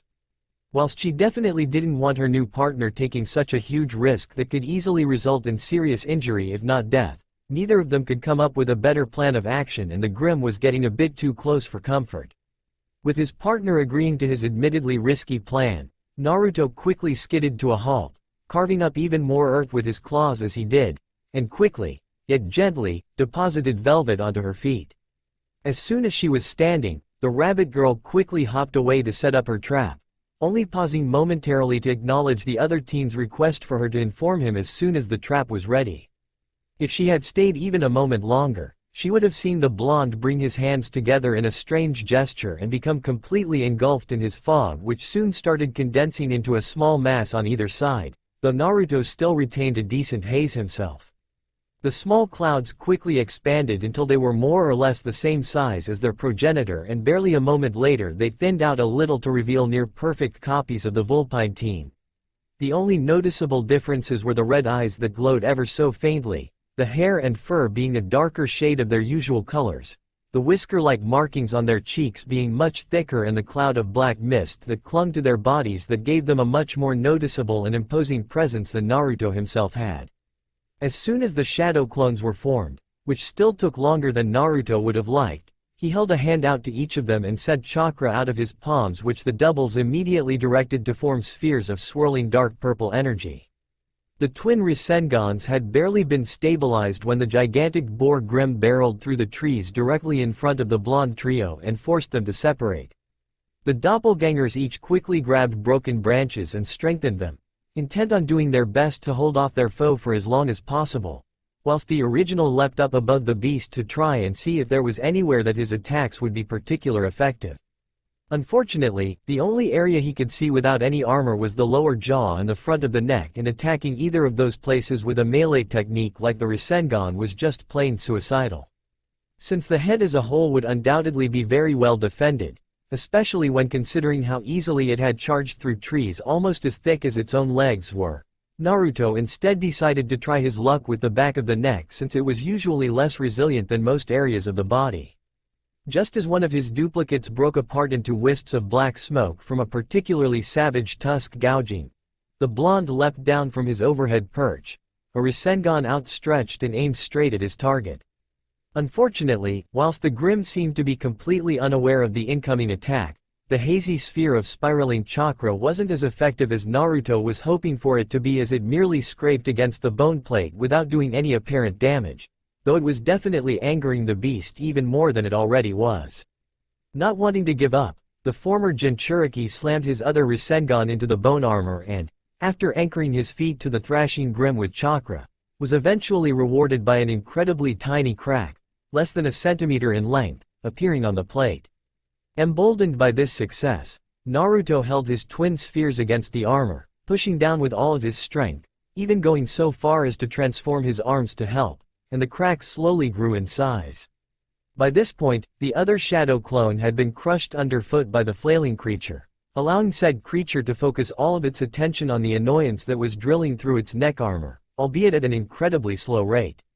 Since it couldn't shake the blonde off due to him sticking his feet to it, the Grim instead started charging at trees with the intention of knocking him off that way. Whilst he managed to ride out the first couple of crashes by pressing his body as close to the pig's back as possible, the third tree hit him with enough force that he was disorientated just long enough for the chakra holding him in place to cut out, as well as cause a large broken piece of wood to impale his left arm just below the shoulder and render the limb useless for the time being, though the wound should heal easily enough with enough chakra, which in turn allowed the gigantic boar to knock him off. Fortunately, Naruto recovered within seconds of coming loose and, as such, was able to land properly and jump away before the Grim had the opportunity to crush him under its hoof, pulling the piece of tree trunk out of his arm as he did so. Just as he was about to try something else, though he doubted anything would be as effective as those Rasengan, and he simply wasn't able to make them on the fly like he used to, especially with one of his arms incapacitated, the blonde heard Velvet's voice call out to inform him that she was ready. Detonating a couple of explosive tags in the pig's face for added aggravation, though annoyingly that was all they achieved, Naruto quickly headed off in the direction his partner's voice had come from, which, as expected, caused the Grim to follow. After just a few seconds of running, the blonde saw a small clearing through the trees and immediately noticed Velvet standing at the far side next to a tree with something clutched in either hand. "Jump!" the rabbit girl called out just as the shinobi was about to enter the clearing, which caused him to leap up into a tree and grab onto a branch with his right hand before swinging over to another further away. Barely a moment later, the huge boar came stampeding through the trees and covered half of the clearing in a single bound. At that instant, the girl threw the glowing brown object in her right hand, which Naruto took to be a small dust crystal based on his brief glimpse of it, at the ground just in front of her. As soon as the crystal touched the soil, the glow spread out to form a large ring almost the size of the clearing that surrounded the Grim, along with numerous lines crisscrossing inside that resembled an intricate spider web. The entire design appeared in an instant and, as soon as it was complete, all of the ground within its confines turned to sand. No longer standing on solid earth, the colossal pig immediately sank into the sandpit, its own immense weight pulling it down up to its jaws. Not missing a beat, Velvet threw another glowing crystal onto the ground, this one a bright sea blue, and the fading light caused by the first stone lit up again, though it had changed to a murky greenish blue as the entire sandpit morphed into a miniature swamp that clung to the Grim and pulled it down further whenever it tried to get free. Thoroughly in awe at the girl's ability to prepare such an effective trap with just a few minutes preparation, especially since it would have been done with just dust, aura and possibly a semblance instead of earth-release ninjutsu that actually specialized in such things, Naruto ended up just staring at the swamp, which was proving to be extremely effective at holding the Grim, since any movement it made just caused it to sink even more. This stupor lasted right up until Velvet reminded him that they should get a move on whilst their pursuer was trapped, as it might not remain that way for long. As he jumped out of the tree to rejoin his partner, the blonde happened to catch sight of the crack he had made in the boar's neck armor and noticed, much to his annoyance, that he had only really succeeded in damaging the surface of the bone plate, as the fracture was barely a centimeter deep and ultimately not much of a problem for the Grim unless he spent a good deal of time grinding at it with another Rasengan to widen it, which would probably take the best part of an hour if not longer. "Are you okay?" Velvet asked in concern once Naruto had joined her and she noticed his left arm hanging limply as well as the large bloody tear in his sleeve, dismissing the fur covering his hands and the bone claws replacing his fingers as unimportant in comparison given that she had already seen something similar happen with his feet. Since the injury looked much worse than it actually was, especially since it was already starting to heal due to the small but constant flow of chakra he was maintaining until they were out of the forest. The slightly hazy blonde tried to wave it off and tell her he was fine only for his words to come out as growls instead. A quick check of his neck with his right hand revealed that, once again, he had accidentally transformed a little too much and he sighed in exasperation, though even that sounded somewhat intimidating to the rabbit girl who instinctually shied away only to move closer again when she saw that her action had saddened him, whilst making a mental note to practice his transformation a bit more some time to prevent that sort of thing happening again since not being able to speak was getting quite tiresome. Unable to talk until his transformation wore off, Naruto settled for a simple nod to answer her question before starting off towards the temple yet again, with Velvet quickly falling into step next to him when she realized that he was currently incapable of speech for some reason. Thankfully, nothing else of any significance happened during the walk and the duo soon emerged from the forest into a much larger clearing that had a derelict stone temple at the far end, though the numerous giant feathers stuck in the ground, along with a slowly melting chunk of ice, were definitely cause for concern as they had probably come from the large bird Grimm he had seen earlier when he had climbed the tree to get his bearings. Something had obviously irritated the bird Grimm enough to cause it to attack and, considering they were at the temple, that something could well have been a student.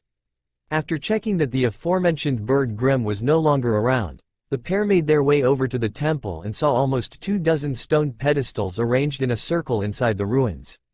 Many of the stands were already empty, meaning that several others had beaten them there, which wasn't surprising given their encounter with the giant boar, but a fair few of them had small statues on them, some gold and others black, that Velvet quickly identified as chess pieces. Both of them ended up wandering around amongst the relics, Velvet looking to see which ones were missing whilst Naruto was simply looking at the variety of their designs since he wasn't familiar with chess in the slightest. "Any idea which one we should take?"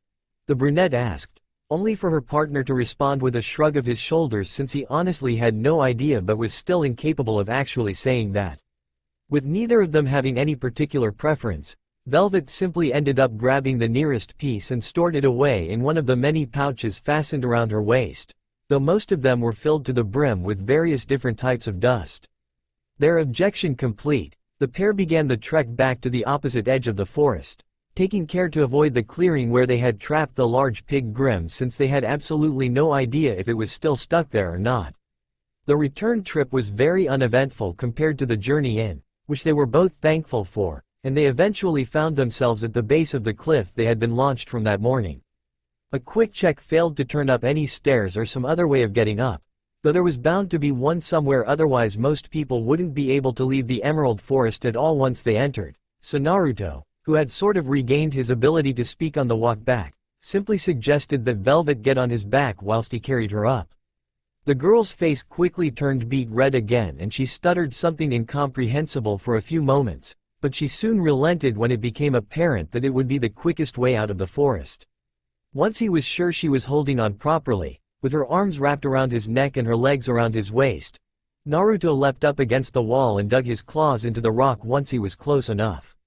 As soon as he made contact, the blonde pushed off the cliff and propelled himself another dozen or so feet up, repeating this process until he jumped over the top of the cliff and landed next to a very surprised Glinda Goodwitch, who seemed to be a hair's breadth away from blasting him off the cliff with her riding crop. "Yo," Naruto greeted with a lazy wave, trying the tried and tested Kakashi method of diffusing potentially hostile situations whilst Velvet quickly dropped to the ground and scooted away from her partner, doing her best to hide her flushed face. "You two do realize there is a perfectly good staircase over there, don't you?" the blonde teacher asked, slowly lowering her unusual weapon when she realized that she had nearly attacked a student, albeit one she was a little irritated with due to his tardiness that morning, but she did raise an eyebrow in confusion at said student's voice as it was much coarser and gravelly compared to how it normally was due to his transformation not completely wearing off yet. Both students followed where the woman was pointing and saw the top of a rather wide set of stairs that seemed to have been carved out of the cliff itself and wondered how they'd managed to miss that down at the bottom, since it looked like it should have been very easy to spot. "We didn't see it, so we took the quick route," the shinobi replied with a shrug, like it was the most obvious thing in the world, which it sort of was to him, though the response and the nonchalant way it was delivered only served to increase Glinda's irritation. "We accomplished our task, so what now?" he asked, indicating the gold chess piece that Velvet had retrieved from her pouch, which Glinda subsequently took from her. "Once all of the students have completed their initiation run, Professor Ozpin will announce the team formations in the auditorium," Glinda responded as she made a quick note on her scroll about which item the pair had collected. "It shouldn't take too much longer since we're only waiting on 2 more people and they're not far off, so you should probably head over there now. Though Mr. Uzumaki should call in at the Academy's medical office to get his arm looked at first." "There's no need, I'm fine," Naruto said, only to be met with a skeptical look from the teacher who probably thought he was just trying to be a tough guy. "Really, I'm fine," he repeated, shifting his coat out of the way to reveal his completely healed arm, though the bloodstains on his clothing and skin were still a little discomforting. With that out of the way, the duo slowly made their way over to the auditorium that the opening speech had been delivered in the previous day, attempting to drag the journey out long enough for Naruto's transformation to properly reverse itself. As they walked past, they missed Glinda's eyes drift down to the blonde's particularly noticeable feet and hands that were most definitely not human, with the former being so large, not to mention much more fox-like, that he had to walk on the balls of his feet just to be comfortable, though he usually did so anyway whenever he transformed his legs back in the forest, so it wasn't all that important, but it did attract attention from the few people that happened to come across them. "You!" a familiar voice cried out from behind the pair, causing them both to spin around to face the newcomer and Velvet to hide behind her partner out of reflex. Stomping towards them and looking far angrier than she had been the last time he had seen her was the Schnee girl whose first name he still didn't know, since the newspaper article covering her abduction and subsequent rescue only mentioned her as a member of the Schnee family.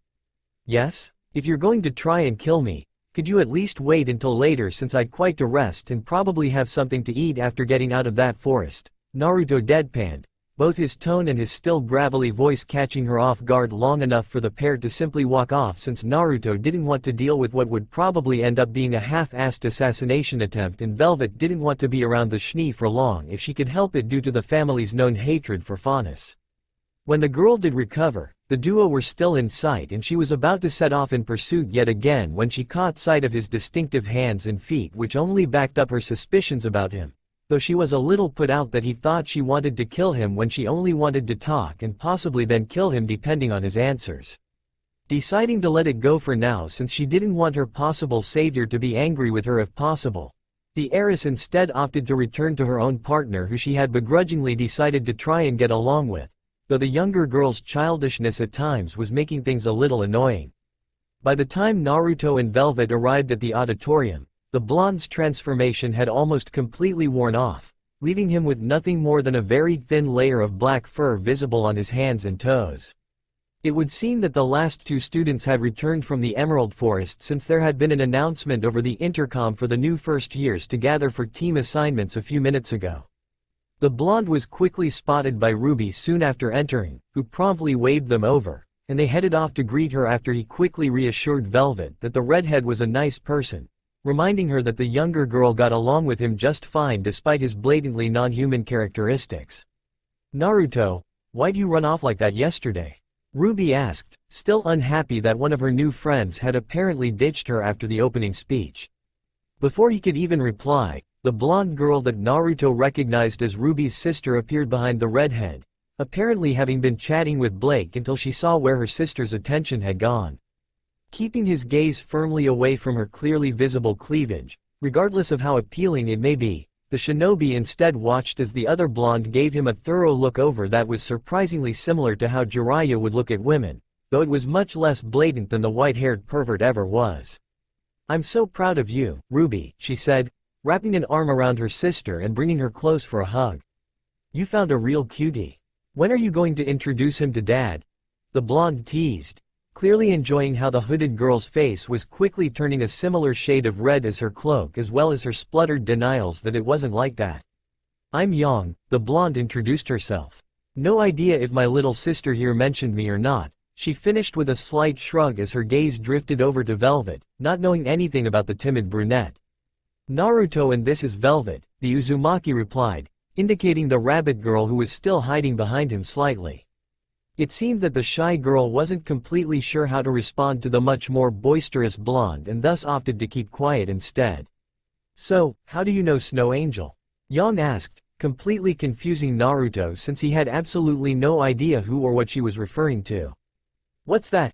He replied rather bluntly, whilst Blake ended up starting a conversation with Velvet that the quiet girl was much more comfortable with as Ruby listened into both, interested in both getting to know the shy fauness and find out how Naruto knew her partner.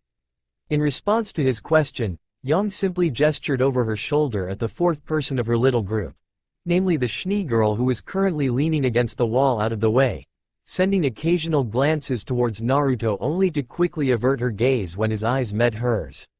Before anything else could be said, the magnified sound of a throat being cleared echoed across the auditorium and everyone turned to see Ozpin standing on the stage again with a couple of large screens on the wall behind him. The man then gave a quick speech about how all of the students were now one step closer to becoming hunters before he listed off 4 names that Naruto didn't recognize.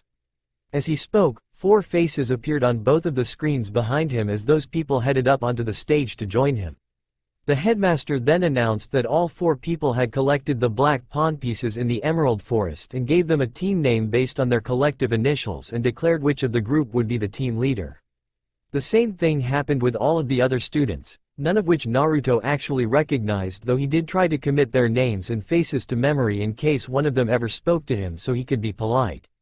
Russell Thrush, Carden Winchester, Dove Bronzewing, Skylark, Ozpin announced as 2 vaguely familiar people stepped onto the stage, though that wasn't necessarily a good thing since they were the guys who had been picking on Velvet the previous day along with 2 others that seemed to be fairly similar. You 4 retrieved the black bishop pieces and from now on you will work together as Team CRDL, Cardinal, with Carden Winchester as your leader. Carden himself looked particularly pleased with this appointment and the other 3 didn't seem to mind much either. John Ark, Lai Ren, Kira Nikos, Nora Valkyrie, the headmaster called as John, the armored redhead he had seen the previous day, and 2 others climbed the stage. You 4 retrieved the white rook pieces and from now on you will work together as Team JNPR, Juniper, with John Ark as your leader. John looked completely surprised at being chosen as the leader, though the redhead appeared proud of him and Ozpin seemed to have faith in the blonde as well. Blake Belladonna, Ruby Rose, Weiss Schnee, Yang Xiao Long. The 4 girls walked onto the stage as Naruto muttered a faint, "So that's her name," to himself regarding Weiss since he finally had something to call her other than her surname, not that he was particularly expecting to have many conversations with her. You 4 retrieved the white knight pieces and from now on you will work together as Team RWBY, Ruby, with Ruby Rose as your leader. Ruby looked just as surprised as John had been whilst Yang wrapped her in a hug saying how proud she was. Blake seemed quite neutral about the choice whilst Weiss seemed quite unhappy, though whether it was because Ruby was chosen as the leader or because she wasn't was unknown to him. Finally, Naruto Uzumaki and Velvet Scarlatina, Ozpin called, surprising both of them since they were the only 2 left. You 2 retrieved the white queen piece and would normally be grouped with the pair that collected the white king, but nobody did due to there being an odd number of students this year. Under normal circumstances, you would be split up and placed on separate teams to make 2 5-person groups, but, given your impressive teamwork in the Emerald Forest, it seems a shame to separate you, and making a 6-person team would be too unbalanced. In light of that, as well as how you handled the Juggernaut-class Borbatusk you encountered, here several people in the crowd that actually knew what that was seemed quite surprised that the pair had encountered such a thing and come out of said encounter perfectly intact, though a couple did notice Naruto's bloody sleeve. I have decided to do something a little unorthodox.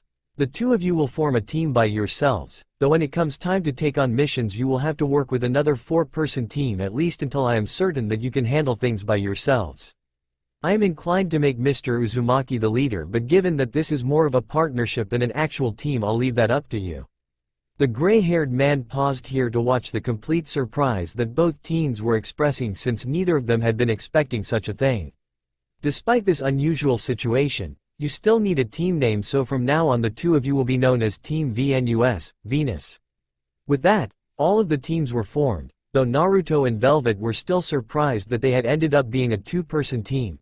And Ozpin informed everyone that classes started the following morning, so it would be in everyone's interests to get some rest that night and possibly get to know their new teammates as well. Whilst he was doing that, Glinda was handing out Beacon Academy scrolls to each student, though handing out might be a misleading term since she pretty much just waved her riding crop at them and sent the scrolls flying through the air towards people gently enough for them to catch without difficulty.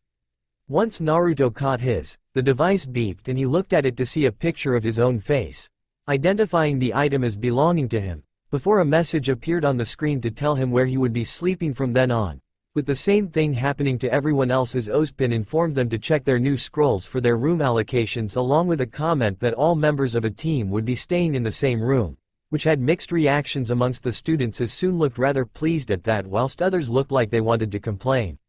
Naruto himself wasn't all that bothered, especially since he would only be sharing a room with one other person, while Velvet's face had turned a little red again. Perhaps he should take her to the medical office to get her checked out? Once the team assignments and subsequent announcements had been dealt with, all of the students made their way to the locker room to collect their belongings before heading off to their new team dorm rooms, some at a more leisurely pace than others. The majority of students ended up traveling with their new teammates, though there were a few that were making their own way there as well as a few instances of multiple teams traveling together, which is exactly what happened with Team RWBY and Team VNUS. John would have joined them as well but decided that it would be better to get to know his new teammates instead since he didn't really know anything about two of them and only knew a little about Pyrrha. Blake ended up carrying on her conversation with Velvet, although Naruto wasn't too sure what it was about since he didn't want to eavesdrop, whilst Weiss seemed to be in thought about something. That just left the two siblings chatting with the shinobi, Ruby because she wanted to get to know her friend a bit more and Yang because she wanted teasing ammunition to use against her sister, though she was still interested in learning about him as he seemed like a nice enough guy. Eventually, the six of them ended up in the dormitory building and arrived at Team RWBY's room. Here, the two groups split apart with all of the girls except Velvet going inside to sort out their sleeping arrangements, though Yang was already messing with a slightly flustered Ruby, whilst Naruto and Velvet headed off to locate their own room, with the blonde idly noting John's voice coming from the room opposite. Weiss looked like she was about to say something but she decided against it and followed her teammates inside as Velvet took the lead to find their bedroom as the notice was no longer on the scroll screens and Naruto had absolutely no idea how to operate the device to get it back up. It didn't take long for the pair to find the correct room. In fact, it turned out to be just around the corner from Team RWBY's, and Velvet easily opened the door with her scroll, something that caused Naruto to silently question what else the small devices could do as he had already seen them receive messages and now unlock doors. Since it seemed like his partner knew how to operate the item, the blonde simply decided to ask her to show him later on so that he could, at the very least, leave the room and not have to worry about being locked out if she wasn't there to let him back in. Sure, he could probably just force the door open, but that probably wouldn't sit too well with the people in charge of Beacon, and going in through the window would draw attention to himself since they were several floors up, and a quick glance through the open doorway showed that there wasn't a conveniently placed tree outside for him to climb, meaning that the only real option would be to walk up the side of the building. As they entered the room, Naruto noted that it seemed to be identical to Team RWBY's based on the brief glimpse he had had when the girls had gone inside, even down to the number of beds, despite the fact that it was just the two of them living there. Presumably all of the rooms were the same, though he did wonder about the sleeping arrangements for a 5-person team since Ozpin had mentioned that such a thing was created every now and then if there was an odd number of students. Aside from the 4 beds, there were also some desks, which the blonde assumed were intended for homework, as well as several shelves dotted about on the wall and a few small bookcases and chests of drawers. Finally, there was the previously mentioned window on one side of the room and a single closed door at the other, which he suspected may lead to a bathroom as he couldn't think of anywhere else it could go. Any preference for beds? Naruto asked, since he wasn't really bothered which one he ended up using as long as it wasn't too uncomfortable, which probably wouldn't be a problem anyway. He figured the rabbit Faunus would end up picking one of the end ones to be close to either the presumed bathroom or the window, as the middle two didn't really have anything special going for them, And he was soon proven right when she headed over to the bed by the window after a moment's thought. "I'll have this one, if you don't mind," the timid girl asked as she turned to face her partner.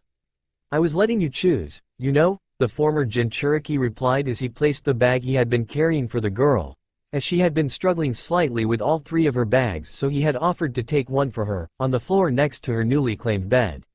With Velvet's bed chosen, Naruto plopped down onto the bed in the corner near the bathroom after dropping his own backpack onto the floor. As he folded his arms behind his head in an attempt to relax, the blonde's ear brushed against the hole in his sleeve that he had sort of forgotten about.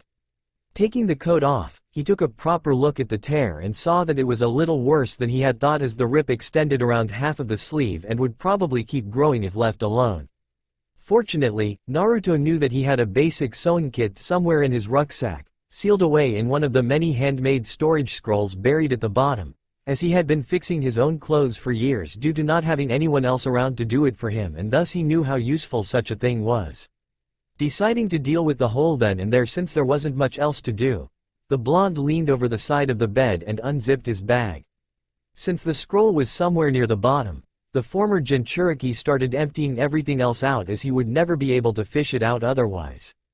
By the time Velvet noticed what he was doing, since she was occupied with unpacking her clothes and placing them in drawers next to her newly claimed bed, there was a large heap of what looked like small plastic cups piled up against her partner's bed, with the top of the mound being more or less level with the top of the mattress, and he was still pulling more out of his bag to add to the small mountain. Confused at how such a large amount of them could fit inside his bag since the mass of plastic looked far too big, not to mention being a little curious as to what the cups actually were, the rabbit faunus paused in her unpacking to watch, though she did her best to make it look like she wasn't by pretending to look through her own luggage for something. After another few minutes of this, the vulpine young man finally seemed to run out of the cups, the resulting pile of them having grown even taller and now looking like it would topple at the slightest provocation, and instead started rummaging around the bottom of his bag for something else, though he wasn't taking anything out. Before the shy brunette could ask what the cups were, or how he managed to fit them all inside his bag along with whatever else was in there, her scroll beeped a few times to notify her of an incoming call, and, when she looked at it to see who it was, she saw a name and a picture of a pale-skinned girl with short dark brown hair, though there were wavy locks hanging down the right side of her face that slowly transitioned from the dark brown to red at the end. The picture also showed a darker brown beret on top of the girl's head and a pair of sunglasses in place over her eyes as well, and the top of her cocoa-colored shirt's collar could also be seen slightly at the bottom. The sound of the alert also caught the attention of Naruto, who was looking at the device in some confusion as he wondered what the noise was about. Unfortunately, because he had to turn a little to face the source of the sound, the blonde accidentally knocked the towering pile of precariously stacked plastic with his arm, causing the entire thing to collapse on top of him and bury him. Seeing her partner being crushed by his own cups caused Velvet to hesitate, unsure of whether she should help him or take the call. After a few moments of deliberation, she chose the latter when she saw the blonde pull himself free from the unexpected landslide and grumbled to himself about piles that can't stay upright when they should. The teen already restacking them into several smaller piles whilst looking over each and every cup he picked up, with a small smile on her face as, despite her concern for him, seeing the vulpine teen getting caught in an avalanche of his own making was somewhat amusing, especially since it was obvious that he hadn't been hurt at all. The brown-haired dust mage pressed the button to answer the incoming call. That would probably cut out if she left it waiting much longer, and the name and picture moved up the screen slightly to make space for a timer that immediately started counting to keep track of the call's duration. "Hi, Coco," Velvet greeted, recognizing the girl in the caller ID picture as a friend of hers. "Oh, you're there, then?" A familiar, at least to Velvet, female voice came from the scroll. "I was just about to give up and try again later since I thought you were busy." "No, I'm just getting some unpacking done," the rabbit faunus replied, idly pulling out a few more clothes from her bag to put in the open drawer next to her. "How did you get this number anyway?" she asked, not because she was unhappy that the other teen had been able to call her so unexpectedly, but rather because she was confused since she hadn't had a chance to give her the required contact information yet. "I have my ways," Coco answered mysteriously, only to get a barely audible sigh of minor exasperation as a response.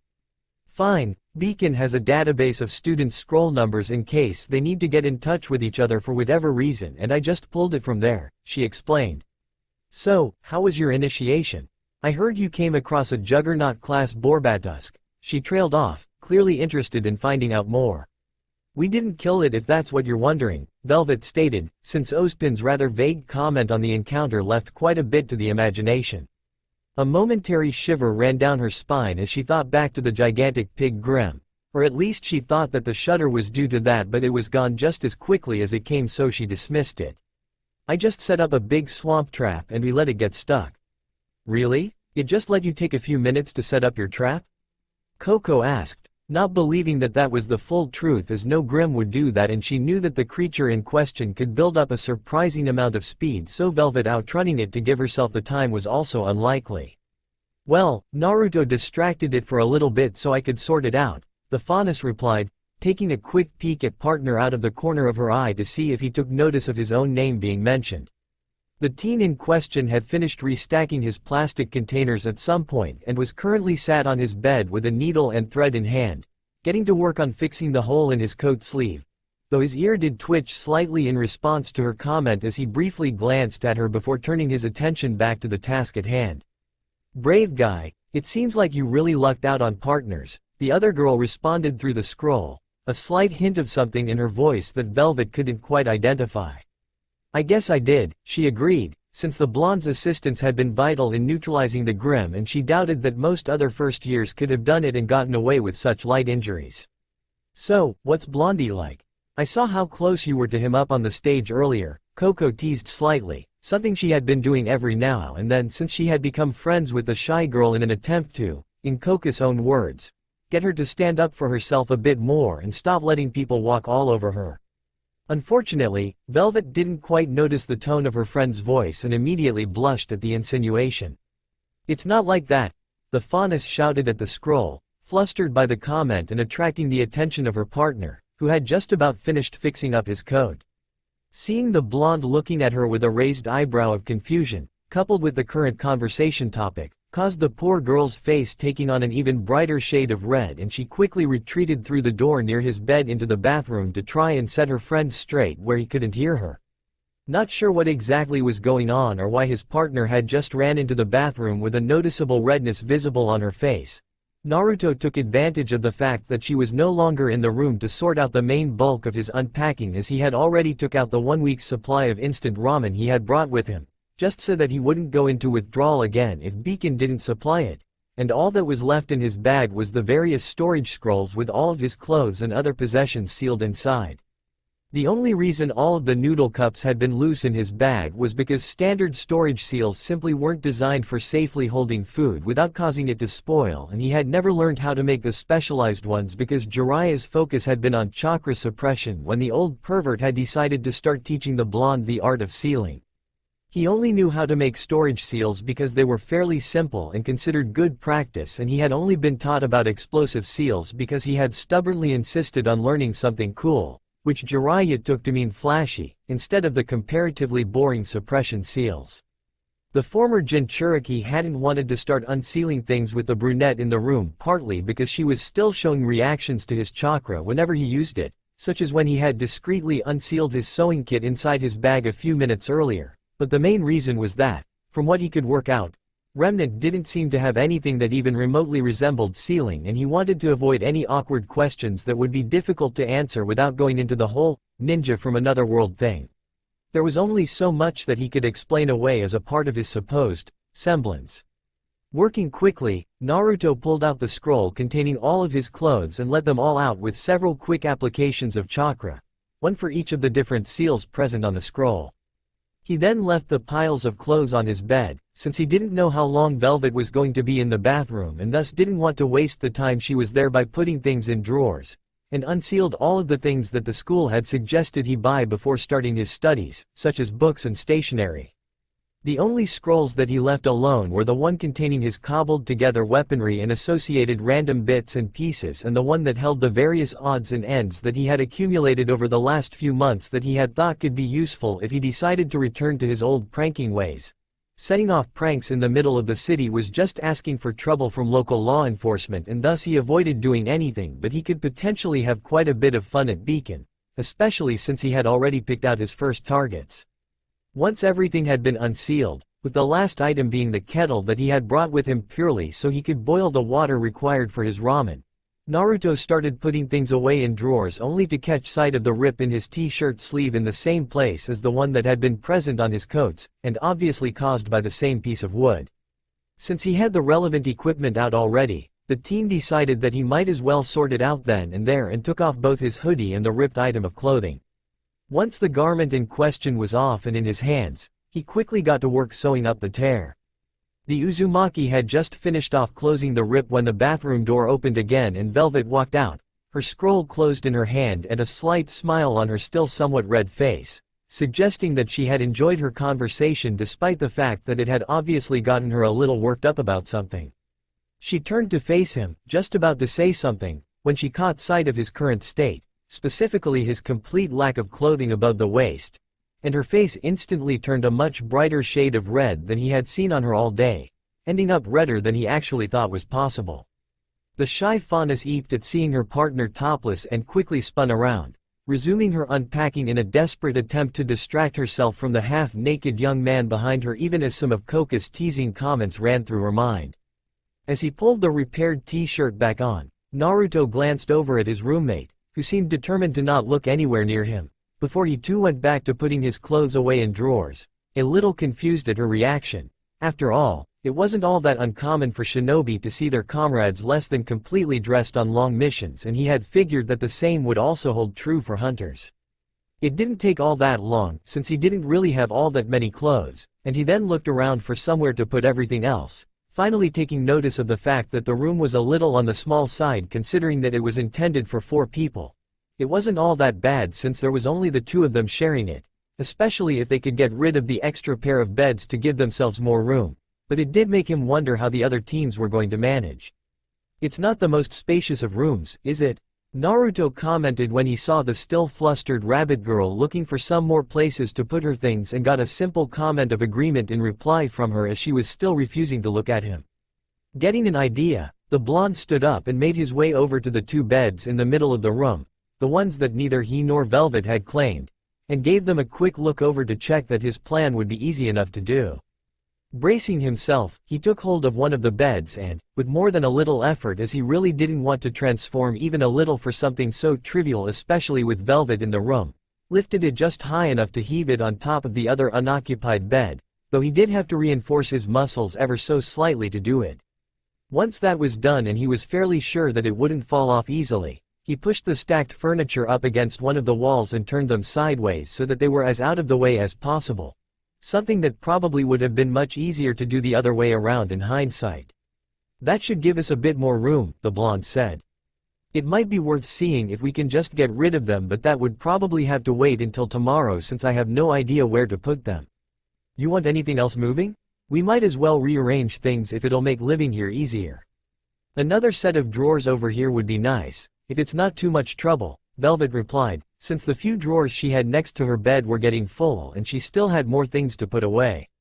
She had calmed down a bit from her previous flustered state, though there was still a faint blush visible on her cheeks, and she was averting her gaze when the blonde looked her way. "It's fine," Naruto said, getting a good grip on the empty chest of drawers next to him as the stupid things didn't have any wheels for easy movement. "Thanks," Velvet replied with a smile as she gave him a hand with the item, even though it was obvious he could manage it himself considering how he had moved the spare beds. "Also, before I forget, Coco wants to meet you sometime." "Who's Coco and why do they want to meet me?" the blonde asked, a little surprised. "She's the girl I was talking to on my scroll," the fauness elaborated. "She said she wanted to meet the guy who can hold his own against a juggernaut-class Borbatusk without getting squashed or eaten." Her words, not mine, she explained, adding the last bit on when Naruto looked at her strangely at the phrasing. "Okay, then," the teen replied uncertainly as they put the set of drawers down where Velvet wanted it, honestly not sure how to respond to that, especially since he had the feeling that there was something she was keeping to herself. The fact that her cheeks had turned slightly redder during her explanation was also rather confusing for him. The pair spent the next hour or so moving a few more bits of furniture and carrying on with their unpacking, along with chatting about various things such as their upcoming classes and the suggestion that Naruto should not mention anything relating to fashion around Coco if he didn't want to unintentionally piss her off by accidentally saying the wrong thing.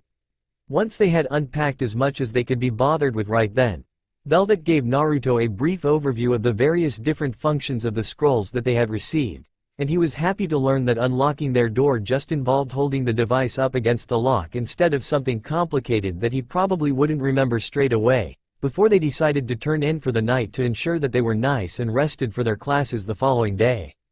Remembering the girl's reaction from earlier, Naruto offered to get changed into his sleepwear in the bathroom so that she had the room to herself, something that she appreciated. Since he didn't really do much more than ditch his sandals and exchange his trousers for a pair of dark orange pajama trousers that he had picked up mainly because he hadn't been sure on the sleeping arrangement before he had left for the school, Naruto was ready several minutes before Velvet, now dressed in a simple set of light brown pajamas, gave him the all clear to go back into the main room, where he soon settled down in his bed and went to sleep. The following morning, Naruto woke up just before 7:30. Much to his surprise since he was used to getting up at least 3 hours later than that due to having spent the last 6 months working in the evenings at Rena's bar, though he had gone to bed much earlier than usual, so maybe that was the reason. The blonde then went through the usual morning activities such as showering and brushing his teeth before he got changed in the bathroom in case the still asleep Velvet woke up whilst he was getting dressed, into the uniform that he had to wear around the school that consisted of a black suit with gold lining, a blue vest, white shirt and red tie. Despite his attempt at trying to get out of the requirement, though, he had decided to carry on wearing his sandals instead of the shoes, as walking around with his feet completely encased just felt really unnatural to him. In his opinion, the uniform was most definitely not the nicest of things. For one, there was no orange in it at all. Plus it didn't quite allow as much freedom of movement as he would have liked, and the tie had been an absolute pain to fasten properly since he had never worn such a thing before and was currently using Rena's demonstration that the portly man had given when Naruto had asked him about it before leaving. The worst part of the uniform, however, was the fact that it hadn't been made with tails in mind, and thus the shinobi had had to rip a small hole in the back of the trousers with his claw-like nails for his tail to pass through. Unfortunately, it had made getting the trousers on properly quite difficult, so he would have to try and sort them out properly when he had a bit more time. By the time he was finished with everything, and it had taken a bit longer than he would have liked, Naruto exited the bathroom and saw that Velvet was now awake, though it looked like she had just woken up. A look at the clock showed that it was 8 o'clock, meaning that there was still a whole hour until their classes started, so the blonde spent some time sorting out what he would need for the day's lessons. Rather annoyingly, there were a lot less actual combat classes that he had been expecting from a school that trained hunters, as the place also covered the more boring subjects such as history, sciences, and even touched on the politics of the 4 different kingdoms as well. Whilst he was doing that, Velvet took her turn in the bathroom and eventually came out in her own school uniform of a brown jacket, white shirt, tan vest, red plaid skirt and long dark stockings, which Naruto honestly thought looked better than the male's one, especially since it lacked the neck trap that was the tie. Once he had sorted all of the books and things out, he filled his kettle up and boiled some water for some breakfast ramen, which Velvet declined when he offered her some in favor of picking something up from the cafeteria on their way to their first lesson. After eating his meal, the pair decided to head out to their class, as there was only another 20 or so minutes left until it started and they weren't entirely sure where it was.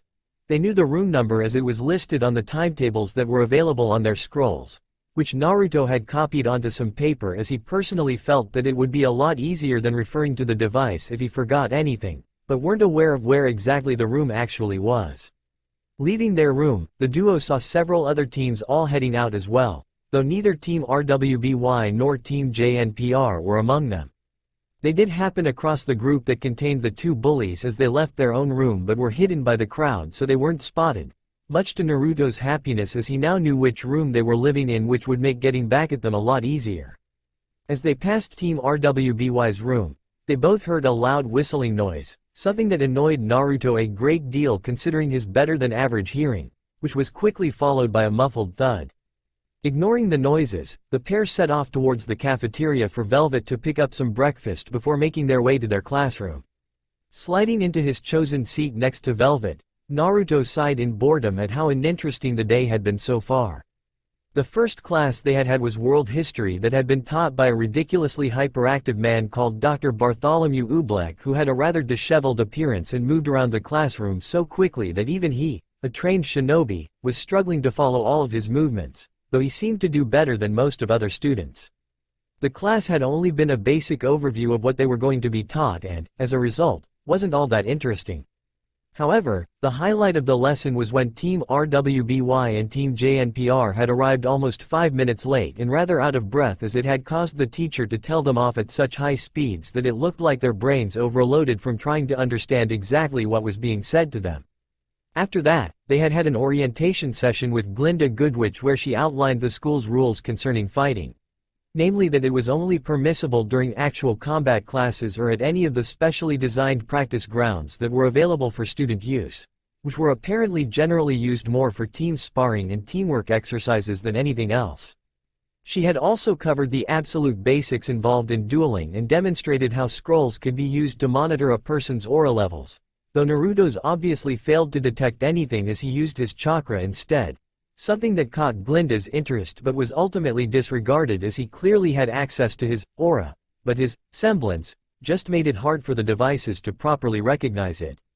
The last thing that the stern teacher dealt with was assigning each of the students a rocket-propelled locker, which Naruto thought was absolutely awesome, to store their weapons and any extra equipment they may have, though the blonde didn't really have anything to put in his as he didn't have an actual proper weapon.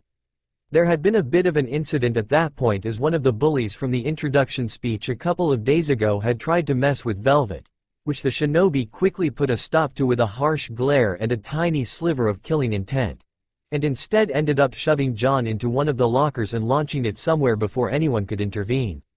After the boy, Cardin something or other, had received a detention for his actions, though both he and his teammates were too amused at what he had done to really care. It had been time for lunch where Team VNUS, Team RWBY and Team JNPR had all sat together and chatted about various things.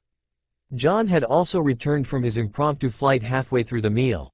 Apparently the locker he had been in had ended up stuck in the ground not too far from the school and he had to wait for someone else to move it a bit for him to be able to get out, and his orange-haired teammate, a hypergirl called Nora Valkyrie, had promptly offered to break Cardin's legs for him if he wanted. The fact that she seemed quite eager to do it and had such a cheerful grin on her face when she offered was a little disturbing, but Naruto had known worse so he didn't pay it much mind. Other than that, lunch had been fairly boring, though Naruto had simultaneously impressed and weirded out the assembled group both with the amount of food he had eaten and how quickly he managed to actually eat it, especially since he hadn't looked like he had been hurrying and he hadn't made any mess either. He had also noticed Weiss glancing at him a few times from the other end of the table like she wanted to say something, but she instead kept quiet and averted her gaze whenever he caught her staring at him, something that Yang noticed and started to chat to Ruby about, much to the heiress' annoyance. Currently, Naruto was sat in the last lesson of the day, having just come from a botany class delivered by a Professor James Peach, a fairly plain-looking brown-haired man in a simple attire of shirt, tie and trousers, who had explained that, even though his subject didn't necessarily sound all that useful for a hunter, it would be particularly valuable for things such as field survival, as it would help the students know what plants were safe to eat and how best to prepare them, among other things. This last class was Grimm Studies with Professor Peter Port and, despite starting off fairly well and even getting one guy at the back to cheer at one point, the rotund teacher had soon lost most of his students' interest by recounting a very lengthy story from his youth involving an encounter with a Beowulf. Though there were still many students paying attention and a few of them were even taking notes on the teacher's story. Eventually, the gray-haired man seemed to realize that most of the class was no longer paying attention since, whilst the story itself had the potential to be quite interesting, the execution made it come across as rather boring instead, and he abruptly cleared his throat loud enough to get everyone focused on him again, even waking up the one person who had fallen asleep at some point. Anyway, in the end, my relentless determination proved too much for the Beowulf to handle and I was able to subdue the beast and bring it back to my village alive. You may be wondering why I told you this story, but the reason is simple enough. A true huntsman must be reliable, strategic and above all, a true huntsman must never give up, the mustached professor explained. By choosing this path in life, you now have a duty to uphold. a duty to protect all of those who cannot protect themselves, and, if you ever waver in your determination, you could end up failing those who placed their trust in you, something that tends to be very difficult to get back, he carried on, pausing to make sure that his words sunk in. But enough of that for the time being, Professor Port said, trying to diffuse the atmosphere that had developed at his last comments, as many of the students had picked up on what he had implied and were now thinking hard about whether they could deal with the consequences of such failure. Whilst learning about theory is all well and good, I have always been a firm believer that hands-on experience is always just as important as theoretical knowledge, if not more so. With that in mind, I have arranged a little demonstration and would like one of you to assist. So, are there any among you who believes themselves to possess all of these qualities and be worthy of being called a hunter? I do, sir, Weiss called out from her team's position right in front of Naruto and Velvet at the front of the classroom, her hand shooting high into the air before any of the other students had a chance to volunteer. Her tone of voice clearly showed that she wasn't in the best of moods, and the angry glares she was sending Ruby, who was sat next to her, made it apparent that the hooded girl was the source of her ire. Whilst he wasn't entirely sure what the girl had done to annoy her teammate, since he had at least been trying to pay attention to the teacher's story to try and get a better insight into what the job of a hunter actually entailed, Naruto did catch sight of a fairly amusing, albeit slightly childish, doodle on the table in front of the silver-eyed girl, which may have been a contributing factor, even though several other students had also taken to doodling or mucking about on their scrolls to try and pass the time during the monotonous tale. Very good, Miss Schnee, the man replied, clearly happy at the enthusiasm the heiress was showing. Go and change into your combat attire and grab your weapon so you can show us all what it means to be a hunter, he continued, pulling a large cloth off of the small box near his desk to reveal a cage with an average-sized borbatusk inside, though it wasn't much of a surprise to anyone as the creature had been growling on and off throughout the class. As Weiss left the room to change, the other students started chatting amongst themselves about the upcoming demonstration, with more than a couple expressing surprise that the teacher had actually brought a live Grimm into the classroom on the first day of classes, even if it was a rather small one. Though Naruto was more focused on grumbling to himself about not being able to volunteer to fight at first.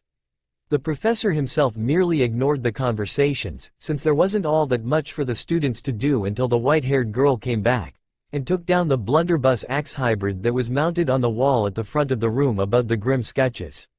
By the time the man had reclaimed the cumbersome-looking weapon, which took a short while since it hadn't been placed in a particularly accessible place, Weiss had returned, decked out in her usual white combat outfit with her rapier, Myrtenaster, in hand and a confident expression on her face despite the upcoming challenge. With the huntress in training standing ready, doing her best to block out her teammates' distracting cheering, though her partner's loud yell of "show that Grimm whose bosses" was clearly irritating her considerably, and she looked just about ready to snap at the younger girl, Professor Port raised his unorthodox weapon and swung it down to sever the cage's padlock after confirming that the girl was ready. Immediately, the crate's door dropped down and the borbatusk inside came barreling out, intent on wreaking havoc on those gathered around it.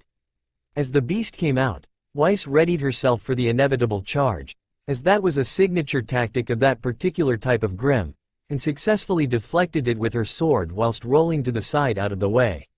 Eyeing the creature, with said creature apparently doing the same now that it knew that she wasn't such an easy target, the heiress contemplated her strategy, since her opponent was clearly well armored, though she knew that its underside was considerably less protected. Without any warning, the borbatusk gave a loud growl and took off again, aiming to impale the girl on its large tusks. Weiss responded to the rather blatant attack by leaping back in order to give herself enough room to send a wave of ice towards the Grimm using her weapon.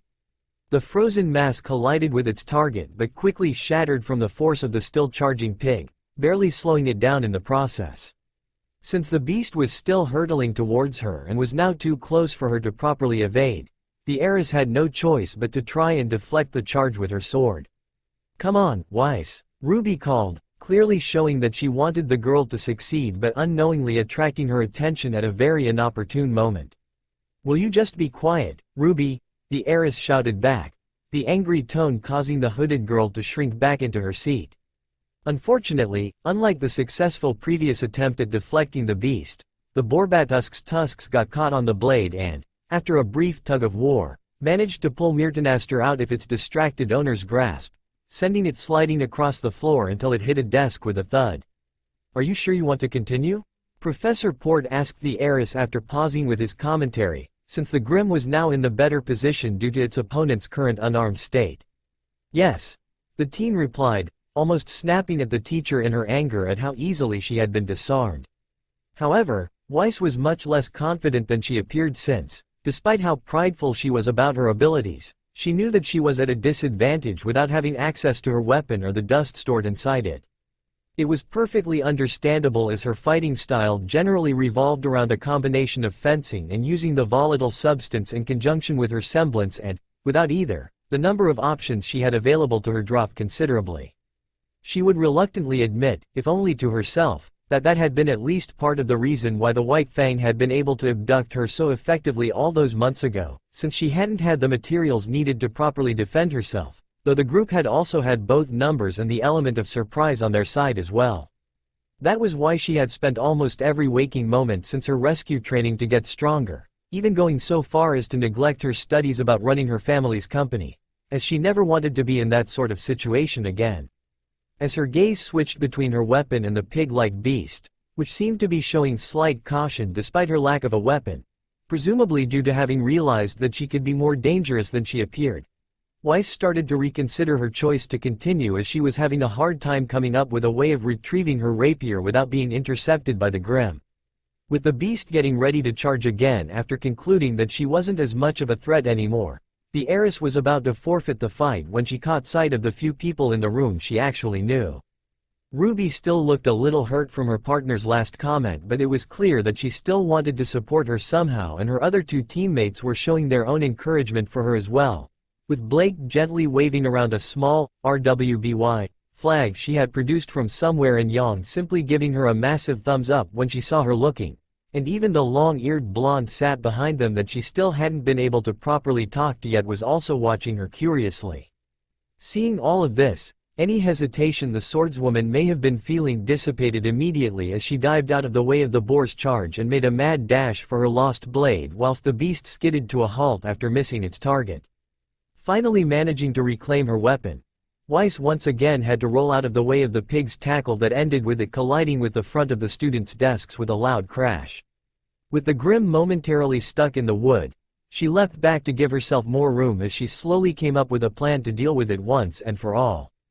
As the beast quickly got itself free, it jumped up into the air slightly and curled into a tight ball that was promptly sent spinning at the girl like a large buzz saw. The teen in question merely stood there waiting for the perfect moment to make her move as a glowing snowflake-patterned glyph formed under her feet and, when it came, she leapt up over the boar with the aid of a couple more glyphs to get her high enough. As the boar batusk rolled over the space she had occupied only a few moments ago, the glow of the circular design intensified ever so slightly as ice quickly formed around it. Weiss then quickly waved her rapier at the beast and sent a wave of ice towards the growing mass that combined with it to successfully trap the Grimm, with said Grimm currently upside down as the ice had trapped its tusks whilst it had been rolling and held it there unable to right itself as more of the frozen substance encased its body. With the creature currently trapped by the ice, the heiress leapt into the air as another glyph formed behind her, which she pushed off of just as it turned blue to propel herself towards the upside-down boar. The repelling effect of the glyph caused a noticeable increase in her speed and her rapier pierced the Grimm's unarmored and exposed stomach barely a second after her feet left its surface, with the weapon ending up buried all the way up to the hilt. The beast gave a loud and pitiful whine as it was impaled and its limbs thrashed around helplessly trying to get free for a few moments before they went limp and their owner fell silent, signaling its death as the corpse started to slowly evaporate like all Grimm did. "Well done, Miss Schnee. Well done," Professor Port called out after confirming the kill. "That was a truly impressive display," he continued as a few of the students started clapping, which in turn encouraged others to do the same. However, before he could say anything else, a loud bell rang to signify that the lesson was over in a moment of extremely impressive timing. "It would seem that we have run out of time today, so class is dismissed. Remember to read through the first chapter of your textbooks before the next lesson and stay vigilant." With his piece said, the teacher started tidying up his desk as the students packed their own things away, a couple of them grumbling a little at having to do the reading, but most didn't seem to mind. As the students started leaving the room, the other members of Team RWBY headed to the front of the room to join their teammate to properly congratulate her on her victory, but the heiress stormed off before they could say anything, obviously still irritated by something. Ruby, despite still being a little upset at being snapped at like she had been, quickly pulled herself together and slipped out of the classroom in pursuit to try and find out what was bothering her partner, leaving Blake and Yang on their own until Velvet joined them a moment later. Naruto, meanwhile, had gone off after Ruby and Weiss and caught up with them just in time to hear the heiress proclaim that the headmaster had made a mistake appointing the silver-eyed girl as the team leader. As the white-haired girl walked off, the shinobi made his way over to the now depressed hooded teen that looked almost on the verge of tears at the harsh words. "Hey, Ruby," the blonde greeted as he placed a hand on her shoulder in what he hoped was a comforting manner. "Hi," she responded. "I take it you heard that?" the scythe wielder asked. "Yeah, I did. I don't agree with her, though," he stated, much to the younger girl's surprise. "Really? Yeah, you might not be the most studious of people," the Vulpine boy started, referring to how she had chosen to spend most of the previous lesson and unintentionally saddening the girl a bit more by pointing it out, "but your heart's definitely in the right place." "Huh?" Ruby asked, not entirely sure what the older teen was getting at. "You care about your teammates even if they don't necessarily feel the same way about you," Naruto explained. "You're the kind of person who would put the safety of her team above everything else, even the mission at hand, and you're not arrogant enough to believe that you know best, and instead you'd always listen to what your teammates have to say and take it into consideration." He then sighed slightly since he wasn't sure if he was getting his point across properly. "What I'm trying to say is that you have the right personality for leading others, and ultimately that's what's most important. Anyone can sit through classes on leadership skills, but if they don't have the right kind of core traits, then they'll never be a good leader that has the trust and respect of their comrades. Besides, we're here for 4 years and that's plenty of time for you to work on your study habits." The blonde finished with a slightly cheeky smile that soon got Ruby smiling as well. "You really think so?" she asked, feeling a bit better after hearing her friend's thoughts on the matter. "Of course. I certainly wouldn't have any issues with following your lead because I know that you'd have my, and everyone else's, best interests in mind instead of just blindly focusing on the mission and ignoring any views or ideas I, or anyone else, may have." "That's certainly an interesting way of looking at things," a voice behind them commented, causing both teens to spin round as neither of them had had any idea that anyone was there, much to the blonde's hidden shock as he hadn't encountered anyone yet in Remnant who could actually sneak up on him. Standing barely a few feet away, with a mug in one hand and a cane in the other, was Professor Ozpin, who glanced curiously at both the combat stance that Naruto had immediately taken the moment he had made his presence known and the faint wisps of black miasma radiating from his hands, but decided not to comment on them. "It's what I was taught," Naruto stated simply as he relaxed his stance slightly but still kept himself ready just in case, the man's apparent stealth abilities making him a little uncomfortable. "The safety of the team should always be the top priority," he said, remembering Kakashi's own lesson of, "Those who break the rules are trash, but those who abandon their comrades are worse than trash." "Anyway," the blonde began as he turned to Ruby again, "I'm going to try and track down Weiss and see if I can talk some sense into her. She has no real reason to be mad with you and she should know that throwing a hissy fit won't accomplish anything." With that said, Naruto set off in the direction that the heiress had stormed off in, leaving his friend and the headmaster alone with the latter explaining a bit more about why he had elected the young girl as her team's leader along with a bit of advice as well.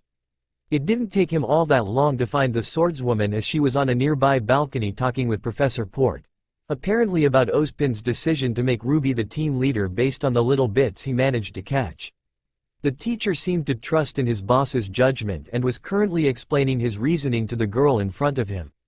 Since the man was giving the white-haired girl the same sort of talking to that he himself was going to, Naruto decided to leave him to it, since the shni was bound to listen more to a teacher than someone that she seemed to hate.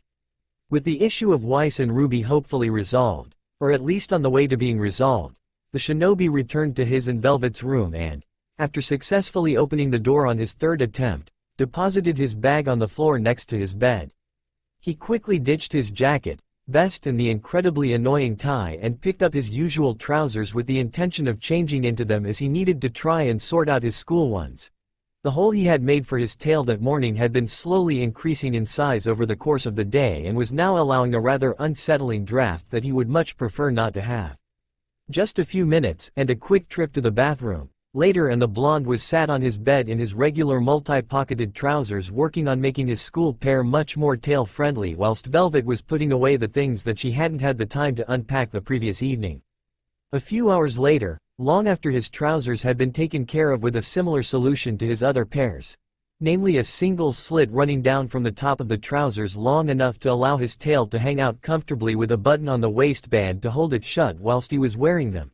A design that was rather similar to the front of the trousers but considerably smaller and with the obvious exclusion of the zip. Naruto decided that it was late enough to put his plans for that evening into action. "I'm just heading out for some air," the blonde told his partner, cringing internally at the terrible lie, but he couldn't really come up with anything more believable given how late it was. The sun had set over an hour ago and the only light outside now was coming from the moon. "I'll try and be quiet when I come back," he added when he realized that the faunus would probably be asleep by the time he returned. She had already changed into her pajamas and was currently sat in bed with her Grim Studies textbook open in front of her. After getting a slightly distracted acknowledgement, the former Jinchuriki slipped out of the door, double-checking that he had everything he needed with him before the door shut, including his scroll so he could let himself back in, and jumped up onto the ceiling after a quick glance around confirmed that there was no one else in the hallway, sticking himself in place with chakra as he did. Flattening himself against the ceiling as much as possible, he slowly crawled along towards his target, doing his best to make as little noise as possible just in case some student happened to come out, following the simple yet perfectly accurate logic that he wouldn't be spotted because nobody ever looked up unless they heard a noise above them. Something that was surprisingly true even back in the elemental nations, despite virtually every shinobi being capable of walking on walls and ceilings as easily as the ground. It didn't take more than a couple of minutes for the blonde to make his way to his intended destination and was just about to drop down and carry out the next step of his plan when a surprised muttering caught his attention, which he quickly traced to the Schnee heiress stood at the end of the corridor staring at him in complete amazement due to his gravity-defying ability. The white-haired girl quickly recovered from her moment of astonishment and was just opening her mouth to say something when Naruto blurred into action, not wanting her to alert others to his presence as he didn't want to be discovered as the culprit of what was to come.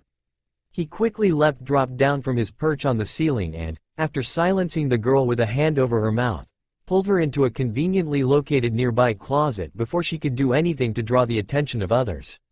"So this is where they keep the cleaning stuff," Naruto muttered to himself as he took note of the mop, bucket, broom and other assorting cleaning products that filled the rather cramped cupboard. "I'll have to remember that." At this point, the blonde was interrupted from his thoughts by an elbow slamming itself into his side which, in his distracted state, caused him to release his spontaneously acquired captive. "What was that for?"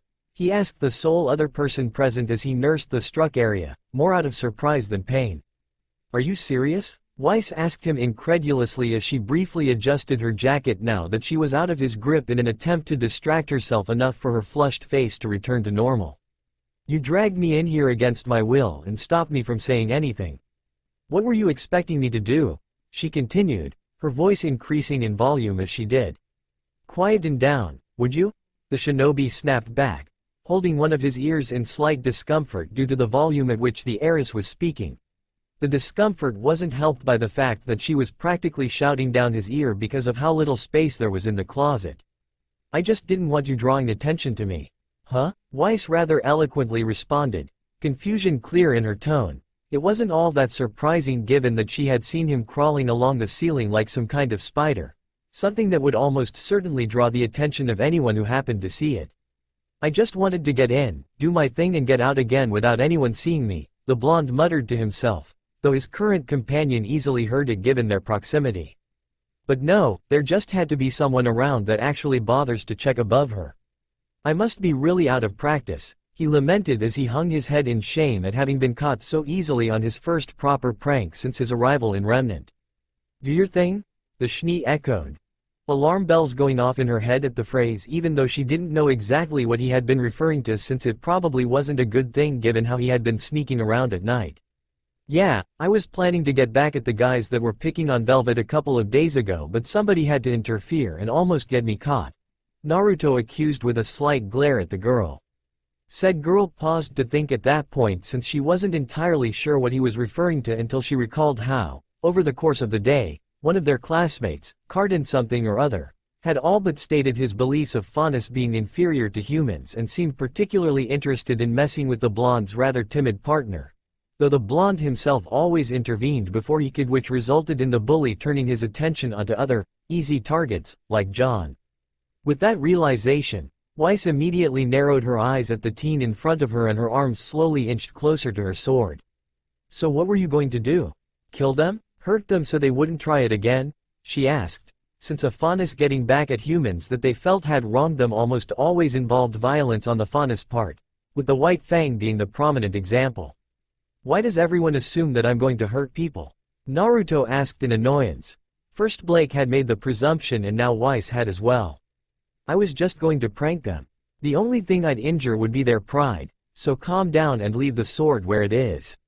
Really? The girl asked in disbelief, since personal experience had made that idea very unbelievable to her. However, after a brief moment of thought, she decided to give him the benefit of the doubt, her decision being influenced by her current theory about him being the one to save her all those months ago, and let her blade slide back into its usual position at her waist. Yes, Naruto exclaimed, both fed up of having to correct that assumption and a little unhappy that it was being made in the first place, though he kept his voice down as he didn't want to risk being heard through the walls. You seriously need to stop judging people like that. Not all faunus are like the ram guy that kidnapped you, he said, using the term faunus to include himself even though he wasn't entirely sure if it technically applied to him. He may have the animal features of one, but there had to be more to the faunus than just their external appearances. So it was you then, Weiss muttered, latching onto the older teen's last comment as the final piece of evidence needed to confirm her theory. The fact that her abductor had been a ram faunus had never been publicly revealed since her father hadn't seen any point in doing so, considering that he and his men had been left to die in the grim-infested forest with no conceivable way out, and thus Naruto knowing that meant that he had to have been there himself. In that case, I owe you a thank you for saving my life 6 months ago and I am indebted to you for your assistance, the heiress stated in a rather formal manner, adding the last bit on somewhat reluctantly. She would prefer not to owe a faunus anything, even one that saved her life, purely on principle, but her family honor demanded that the debt be settled and thus she went through with it. It was nothing, the Uzumaki said, silently confused at how the girl that apparently hated him seemed to have done a complete 180 and was now talking with him in a fairly friendly, albeit uncomfortably formal, manner. You were in trouble so I helped you out. It's what anyone would have done, he explained like it was incredibly obvious, which it was to him. Besides, you got me out of that forest so we're even. I suppose, the huntress in training murmured, not sure if the blonde stowing away on her father's bullhead and hitching a lift constituted a repaid debt, but decided to accept it for now since he was clearly uncomfortable at being thanked for his actions, despite how deserving of the gratitude he was. What were you doing there, anyway? She asked, both to change the topic for her savior and because she was genuinely curious. It's a long story, so why don't I tell you some other time since it's getting quite late, Naruto suggested, wanting to delay it so he could actually come up with something convincing that didn't include the whole ninja from another world thing. He had never actually had to explain why he had been living in a grim-infested forest before, so he hadn't bothered to take the time to come up with a believable lie. Alright, but you will tell me, Weiss conceded after a moment's thought, in a tone that all but demanded that he do so. With that said, she awkwardly opened the closet's door, which was much harder than she would have thought due to how little space there was inside the cupboard with the two of them inside, and made her wonder absently how it had closed so easily when she had been dragged in, and stepped out into the hallway. Naruto emerged mere moments later and the pair were about to go their separate ways when they heard a familiar voice behind them. Hey, what were you two doing together in a closet?